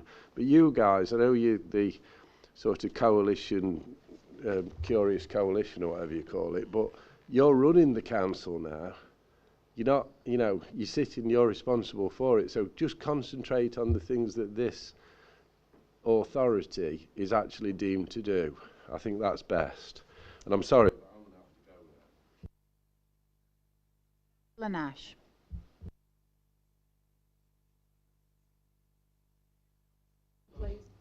Phone, Councillor Nash. I'm sorry that you think this is virtual signalling. If you'd have come to the surgery that was attended by the county councillor, the parish council and myself in Bradwell on Saturday, 1/3 of all the people that came in to talk to us wanted to talk about transport. So it's not something we're inventing to try and get something to happen. Every day we get complaints from our constituents that they can't get their buses, and that has real world consequences. If they can't get to work, I know that if the first bus doesn't run, a pharmacist doesn't get to work, a carer doesn't get to work, and a solicitor doesn't get to work.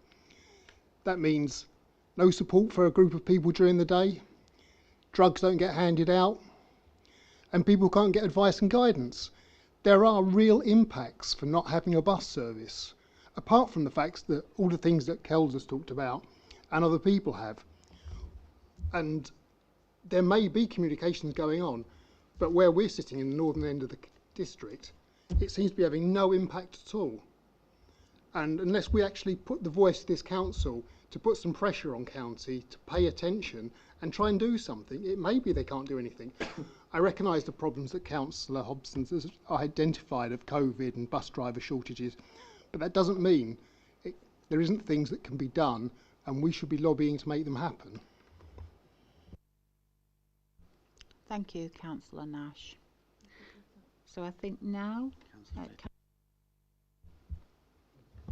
Yeah, just a point that I wholeheartedly support this motion. And I take on board the comment that Councillor Hobson made about there is a process in place for this. But sometimes you think, are you really being heard? And that is the problem, that we still have problems in the Dales. There are things that we can contribute. And if the motion is passed and we want a small working group to look at this policy, then why shouldn't we do it? Why shouldn't we try? I can't sit here tonight and vote against this when this morning I've spoke on behalf of the connectivity and the rural bus services and transport services that are lacking in the Dales. I think there has to be a bigger process. I think that we have to make our voice heard, and those that are willing to do it and those that are more experienced in the areas where there are problems, I think they should be involved, and I should wholeheartedly support it. Thank you, Councillor Flitter. Sorry, my microphone That's isn't all right. working. Thank you very much. Hughes. Yeah, I listened to Councillor G, and that, to be honest, I had similar views when I walked into the room. I've heard what my fellow councillors have said about bus services in the north of the county, of the district. I mean, I think they're somewhat better in my experience in the south, although I'll probably get some letters now to say that they're not. And the thing that turns me is really the issue of democratic access to democracy. And there aren't that many county councillors. They're quite busy because of the extent of the area that they have to cover, the number of people they have to cover. And we are a lot more accessible. And I would imagine that is why our district councillors in the north of the district get so many stories like the ones that Councillor O'Brien mentioned. So I'm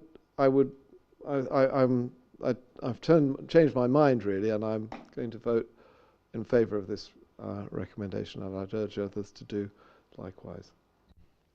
Thank you, Councillor Hughes. Okay, so now can we take it to the vote, please? Oh, sorry. Thank you. Just want to add, obviously there's a lot of talk about north of the county. My ward's completely south of the county. We have the same issues with buses there. We have one bus service. There are buses missing from that route. It's been guaranteed till September 24, and after that, who knows, if they cut the bus service anymore, there won't be a bus service. So I'll be voting for that, because I think that as much pressure as we can keep on the bus companies to keep them running with County Council, then it's something we need to do. Thank you, Councillor Boynton.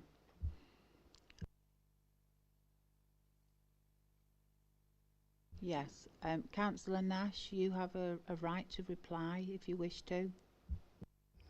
No, I'm fine, thanks. You're fine, that's good. Yes, thank you. So if we take it to the vote, if everybody's happy, so can we have a show of hands for everybody in favour?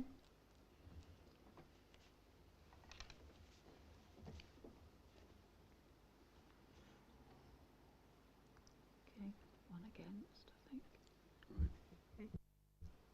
Against? Abstention? That's carried. Thank you. And now we'll go back to motion A. Are we okay? Do I need to wait a minute? We'll just see if Councillor Wilton is still here. Right, I'll just wait a minute then.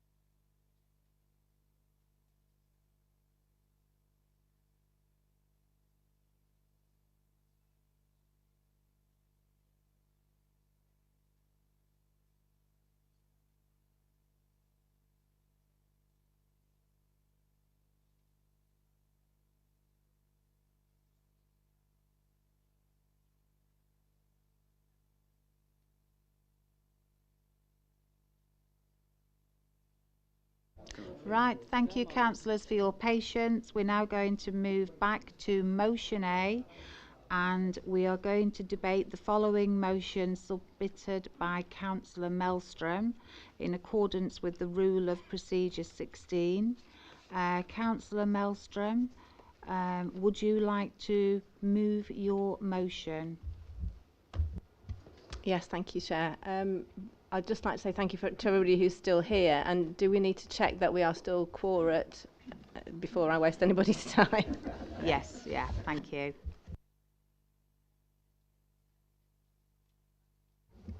On the blink, isn't it?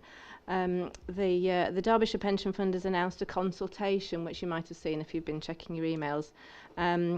It's part of the Pension Fund's investment strategy review, which was mentioned in the original motion preamble, and members have been provided with a link to the consultation form and the new documents this afternoon. We also now, at 4 o'clock this afternoon, have a background information document from the County Council which came in, and hopefully everybody's got a paper copy of that. The background information document, so described, is actually quite a lot more than that. It's actually a carefully constructed defence of the pension fund's current policy of engagement and gradual decarbonisation as opposed to fossil fuel divestment. And I would query really the point of the consultation process. If the pension fund trustees are as convinced by their own existing approach as that document suggests, then we might be banging our heads against a brick wall. But I do still think we should engage with the consultation process in a meaningful way. So I've had a look through the consultation documents. The fund does seem to have met its own rather unambitious carbon targets for the last 3 years, but there's nothing in there about fossil fuels. The new proposed climate strategy is the old strategy, still engagement with the companies with a view to becoming carbon neutral by 2050. Just to be clear, decarbonising is not the same thing as divesting from fossil fuels. We need to do both, and we need to do it a lot sooner than 2050. So the motion remains the same, but I've recommended 2 additional points, which hopefully you've got in the paper copy in front of you. So there are now 4 paragraphs to the motion. Those are added to make sure that we do engage properly with the consultation. Just by way of context, the Derbyshire Pension Fund controls assets worth just under £6 billion. And according to today's background note, about 5.2% of that is held in fossil fuel assets. This motion doesn't ask the fund to do anything risky with its assets, in fact quite the reverse. Unfortunately, there's no such thing as a completely risk-free pension. Some of us will be old enough to remember the collapse of Equitable Life in 2000, and I'm sure we all remember the trust budget of last year and the knock-on effect of that. So the point is really that divesting from fossil fuels doesn't mean higher risk. It just means a bit less choice for fund managers. There's no evidence that fossil fuel assets are necessary to have a well-balanced investment portfolio. If there isn't enough choice available in the local government pension scheme pool, which is a point made in the background note of today, then quite frankly the members of the pool need to demand a better range of investments be provided to them. A few days ago I shared with members a briefing note written by UK Divest in conjunction with the Association of Liberal Democrat Councillors, and that does include quite a bit of reassurance on the risk issue, and I don't want to go on too long, but I just would like to refer to a couple of the studies that are mentioned in that. There's a 2020 study reported in the Financial Times which concluded that the majority of ESG funds, i.e. non-fossil fuel, had outperformed the overall market and delivered higher returns than traditional funds over the previous 10 years. In March 2021, BlackRock, the largest asset manager in the world, came to the same conclusion in reports prepared for New York City's pension funds. MSCI is a leading stock market tracker. By using its All Countries World Index as a benchmark, and then stripping out the fossil fuel stocks, you get a comparison which shows the fossil-free market outperforming the index. So why is it important to take a stand on this? Well, as I mentioned in the preamble, it's estimated that by divesting your pension from fossil fuels, you can be 21 times more effective in reducing your personal carbon footprint than the combined effect of giving up flying, going vegetarian, and switching energy provider. So it's a really big step to take to reduce everybody's carbon footprint. The other point is that if you're investing in fossil fuels, you're not just benefiting from the profits, you're actively helping the work of the companies because your money is providing them with cheap working capital. If investors take their money out, the value of the company drops and it becomes more expensive for them to operate because they have to borrow money at higher commercial rates to fund their operations. So this motion isn't a radical move. Pension fund divestment from fossil fuels is actually catching on fast, and I mentioned in the preamble the risk of those still left in the market being left holding stranded assets in a few years' time. Local authorities in Waltham Forest, Southwark, Lambeth, Islington, Cardiff and Wiltshire have already committed to divest from fossil fuels, and at least 40 other councils like us who don't manage the pension funds ourselves have passed motions just like this one calling for divestment by their administering authority. 108 universities, 27 Church of England dioceses, 12 Catholic dioceses, the Church of Ireland, the British Medical Association, the Environment Agency, the National Trust, the Welsh Parliament Pension Fund and the Northern Ireland Assembly. I could go on. So what I ask is that can we now send a polite but firm message to the Derbyshire Pension Fund while it's in the process of reviewing its investment strategy now, and add our voice to those of our neighbouring councils mentioned in the motion who are calling on the fund to get rid of its fossil fuel investments and stop funding climate change. Thank you, Councillor Mellstrom. Do we have a... Oh, right. Yes, Councillor Slack. Thank you, Chair, and thank you, Laura. I endorse everything you've said. I've an enormous lot of universities, and I used to work for the Environment Agency, so I'm pleased they followed suit. I believe we should support this motion as it's a step forward in the fight against climate change. It's a fight we have to win for the sake of humanity. We should not take backward steps like the government's taken recently. We should go forward with a programme of energy action on climate change. I take note that a lot of local councils and neighbours have already approved this motion. I also give my support and agreement to our neighbours and local authorities to approve this motion. So I urge everyone to back this motion, and let's take it forward now. Thank you. Thank you, Councillor Slack. Just to confirm, are you seconding the yes. Sorry, I didn't catch that. Thank you, Councillor Slack. So, do we have any questions? Councillor O'Brien.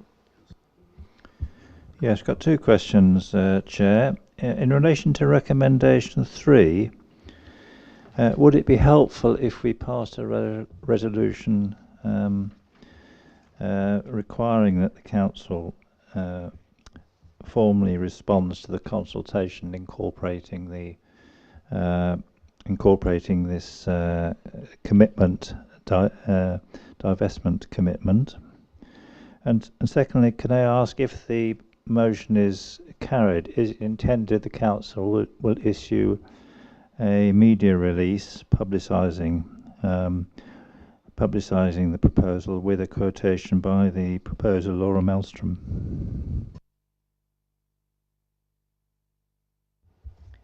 Thank you, Councillor O'Brien. I'm going to pass you over to Helen. Thank you, Councillor, for your questions. Obviously, on the second question, Jim is here and obviously is aware of the motion this evening, and I'm sure it will form its way into relevant media. I just wanted to be clear on the point around the motion and the consultation itself, as I've already corresponded with the proposer, Councillor Mellstrom. The motion on the table this evening, if carried, is around providing a letter to the Pensions Authority stating the will of this council.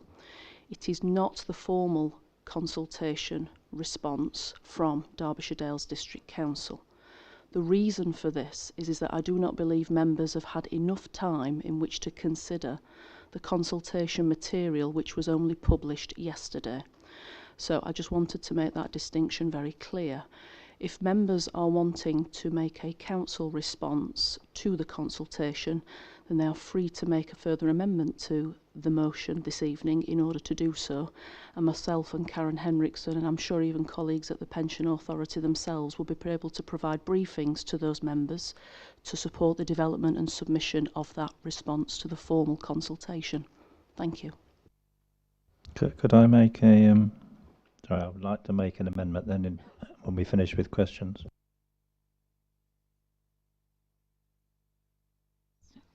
Yeah, it's just that I'm fully in support of this, but I want something to come out of it. Some years ago now, we did the same sort of thing under the moral and ethical guise, and as far as I can remember, nothing came of that. Nothing came about. I think this motion deserves a response, and I think we should be asking for a response as well, and information about what they actually do and how they do it, because that would be information that we could then challenge if need be. I just don't want this excellent motion being put on a shelf somewhere and forgotten. Thank you, Councillor Flitter. Councillor Hughes, sorry to keep you waiting. That's all right. Thank you. I wasn't really waiting.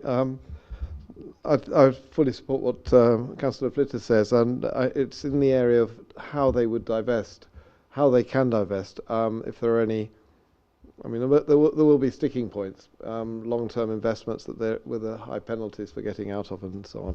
So I think that there has to they won't be able to divest overnight of all their carbon-based assets. And therefore, what we would need to be looking for is some kind of plan to divest while safeguarding the value as far as they can. And I do note the better performance of the growth sectors in renewables. I would say I am fully in support of this. And I will be voting for it. The one area that I'm a little concerned about is that we are acting we are acting as councillors, but the people who will be impacted by this primarily are the pensioners, and the ones left in the room will not be pensioners in this scheme. And the officers, exactly, the officers. So they will be pensioners, and I would really like to understand a bit about how they. I know they can invest, they can write independently and respond to the consultation, but I do think we need to be aware of that we are acting on their behalf, and I hope that this is in their interest as well. I think clearly it's in the long-term interest of everybody to do this, but I just feel a little bit uncomfortable in acting in this way when the officers don't have any say in how we actually respond. So saying, I am going to vote for this because we have to cut investment in fossil fuels, and we understand from articles written in The Guardian and other newspapers about the recent conference that the oil companies and the oil producing countries are fighting very hard to maintain the popularity of using oil and gas. Lovely. Thank you, Councillor Hughes. Councillor Bond. Thank you, Chair. Another point of clarification, really. Are we in the questions stage of this motion, or are we in the debate stage? Because there have been a number of comments which are mostly should really be in the debate stage. I'm not picking issue with people. There are things to say about this, but we've just had two speakers who've not asked a question. And the rhetorical questions, there's open questions, there's no questions. But this is the reason why this council is still here at 9:45, and that is that we're not observing the rules. That statements are being made during the questioning period, they're not being asked to be answered, and we're not entering into the debate. And I really have to draw an issue with this. It is a point of clarification, but I do think it needs to be addressed. Just for clarity, Chair, under motions put forward by members, as soon as the motion has been moved and seconded, we go straight into debate. There is no questioning on notice of the motion. So we are actually in debate now. Right, okay. Yeah. Okay, thank you. So in that case, Chair, could I join the debate? Indeed. Is that okay? Is that okay? Thank you. And I don't want to prolong the meeting, really. I just have a mind for, everybody has homes to go to, I assume. I mean, thank you for this motion, and I understand all the issues of divestment. I would say, personally, looking at the response from the Derbyshire Pension Fund Climate Strategy Responsible Investment Framework, that it is a framework which is moving the conversation forward. It is a transitioning pension fund, and actually it is clearly addressing issues of the fund's investments and objectives and future forecasts. It's addressing the exposure to fossil fuel assets, which seem to be missed. It's also addressing a climate strategy and moving the whole fund forward. When we're talking about billions, we're talking about, you know, the attitude of, say, the difference between a small yacht and a tanker. And I thank David Hughes for raising the issue openly about the idea that there are penalties involved in a whole range of asset diverting. But that, you know, these things are contained, as is the responsible investment framework as a draft policy document which is going forward to the membership, that we are talking about the pensions of individuals. And it's interesting that those of us here are not in receipt of those pensions. Everybody's left who is. And that does not, and not only are we talking about those in current receipt, but we're also talking about future people who have not yet in receipt of those pensions, but they are paying into them. So they do expect a responsible attitude, both which is moral and ethical. And I think this document produced by the Derbyshire Pension Fund committee is appropriate. It has 2 trade union members represented on this committee who are entitled to say and to represent the views of the Divestment UK and others, and those views are being taken forward. So sadly I won't be voting for this motion, but I'm sure other colleagues will. Thank you. Thank you, Councillor Bond. Councillor Slack, because you've already spoken, I'm going to have to move on now. And just a verification, that's really, I'm a pensioner and I'm part of this. I can explain my pension. If it should help.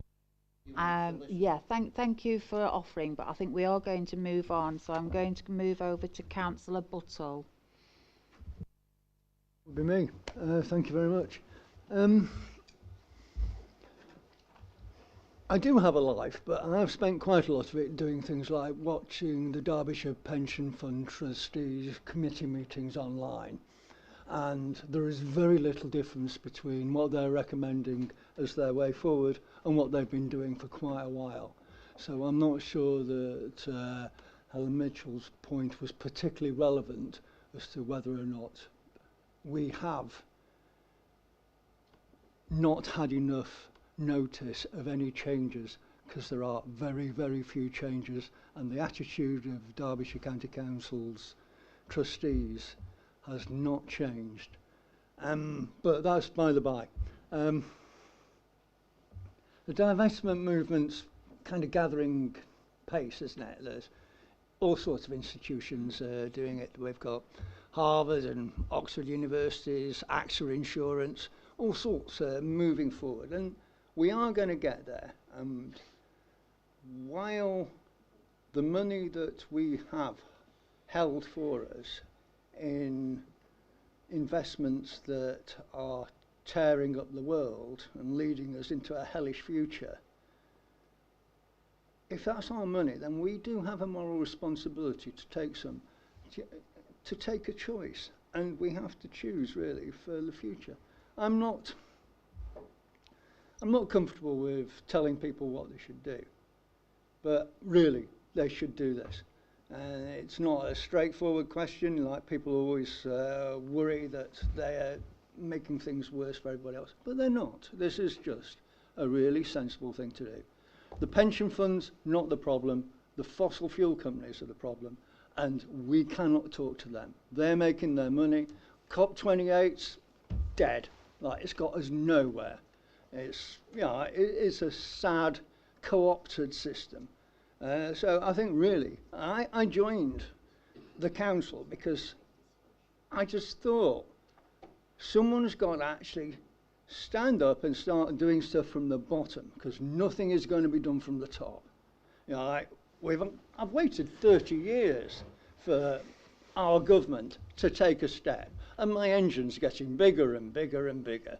You know, like the diesel, you know, they've thrown away the fuel duty escalator. Well, you all know where we are. So I suggest that we support this motion. Thank you very much. Thank you. We're now on 10 to 10, which is the time that we agreed. It is, however, at the chair's discretion whether we continue. So I am going to use my discretion and say we continue to 10 o'clock in order to continue discussing this item. Thank you. So.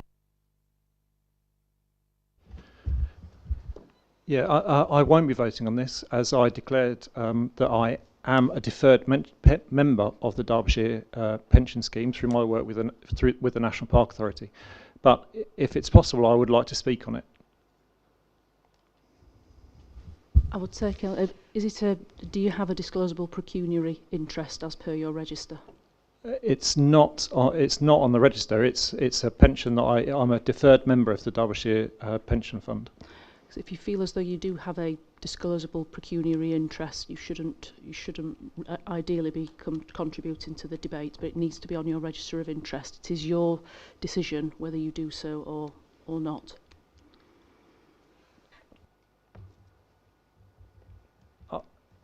I am going to speak anyway. If that's it, I'm going to speak anyway, and I'm prepared to accept the consequences of that. In 2004, I joined the National Park as an employee, undertaking peatland restoration across the Peak District, and was enrolled as a member of the pension scheme. Since 2008, I've been lobbying the pension fund trustees to divest from fossil fuels because I didn't want my pension to be associated with them, and have been doing so regularly ever since, and wholeheartedly support the motion. To confirm, I am a deferred member of the Derbyshire Pension Fund. There are three key points that I would like to make. The trustees of the fund talk about the seat at the table with regard to engagement as opposed to divestment, and the fossil fuel companies do not care about this level of investment and will not engage until people start to withdraw their funds. And at the other point, the recent COP28 stocktake has finally identified that enough is enough with fossil fuels and there is no future for them. This makes a big difference because that is how fossil fuels investments will become stranded assets. This should now be a real concern for those of us with pensions invested in fossil fuels. Thanks very much. Councillor O'Brien. Yeah, I want to put forward an amendment to recommendation 3 or motion 3, Chair. But introducing that, I would say that 30 plus years ago, some of us were involved in other guises in persuading the pension companies to divest from the tobacco and tobacco-related industries for different purposes, but just as serious, and that has been successfully achieved. So there is a precedent to this, and I fully support the proposal. What I'm proposing in relation to recommendation 3 is that this is amended to read: this council formally responds to the consultation launched by the Derbyshire Pension Fund on 13 December 2023, closing 30th of January 2024, supporting the divestment objective set out in paragraph 1, semicolon. The response is to be formulated in consultation with Councillor Laura Mellstrom and Councillor Peter Slack.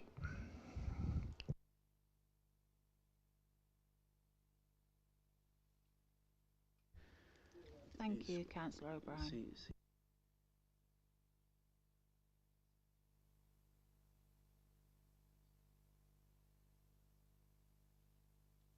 So the mover of this motion, Councillor Mellstrom, are you happy to accept this amendment?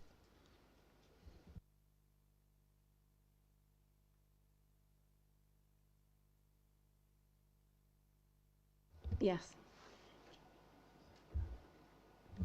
Yeah, I am happy to receive. Councillor Slack, you seconded this. Are you also happy with this amendment? You are? Thank you. Councillor Edwards-Walker. Thank you, Chair. Right, the Conservative members of the Council have discussed this motion in great detail and feel unable to support it as the as we believe the Council should be following the consultation process as described by our Head of Finance. Although we wholeheartedly support a consultation process, our view remains that, to quote directly from our Senior Finance Officer, whilst addressing climate change is vitally important, we need to take a balanced view and to consider whether the actions the motion proposes will have the intended consequences to reduce climate change, and whether there will be other consequences we need to consider. For example, divestment could lead to lower investment returns, which would increase costs for employee and employer contributions, which would financially impact DDDC. All proposals need to be considered carefully before formulating a response, and this is best done as part of the pension fund consultation. Therefore, we cannot support all this motion apart from number 4, publicising and encouraging participation in the consultation. Thank you. Thank you for that. Helen, you'd like to speak? Thank you, Chair. In the amendment, I would be very keen for members to hear the voice of your statutory officers. That would be myself as monitoring officer, Karen Henriksen as the Section 151 officer, and Paul as head of paid service as part of that consultation response. Statutory officers should make themselves available to members and should be heard on this matter.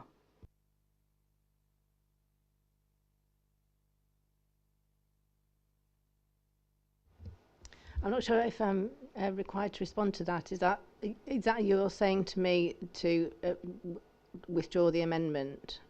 No, it's for us to provide advice into the consultation response that will be developed between yourself and right. Councillor Slack. As statutory officers, we would wish to provide advice to you on that, given the spirit of the debate that's occurred. Can that be achieved within the proposed amendment? I believe so, yes. If that can be minuted, yes. Yeah. Thank you. Okay, thank you. So I think we're at the stage now where... Oh, bear with We needed someone to second Peter's amendment. No, the mover of the motion and the seconder agreed to accept that within their motion. Okay, yeah. Right, so if we're all happy, we'll go to the vote. So raise your hands if you're in favour, please.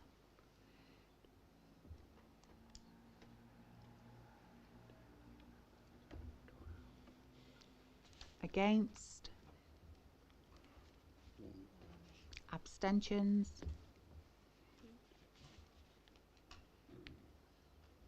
That's carried, Chair. That is carried, thank you. So we've now transacted all the business. I now declare the meeting closed at 9:58. Thank you.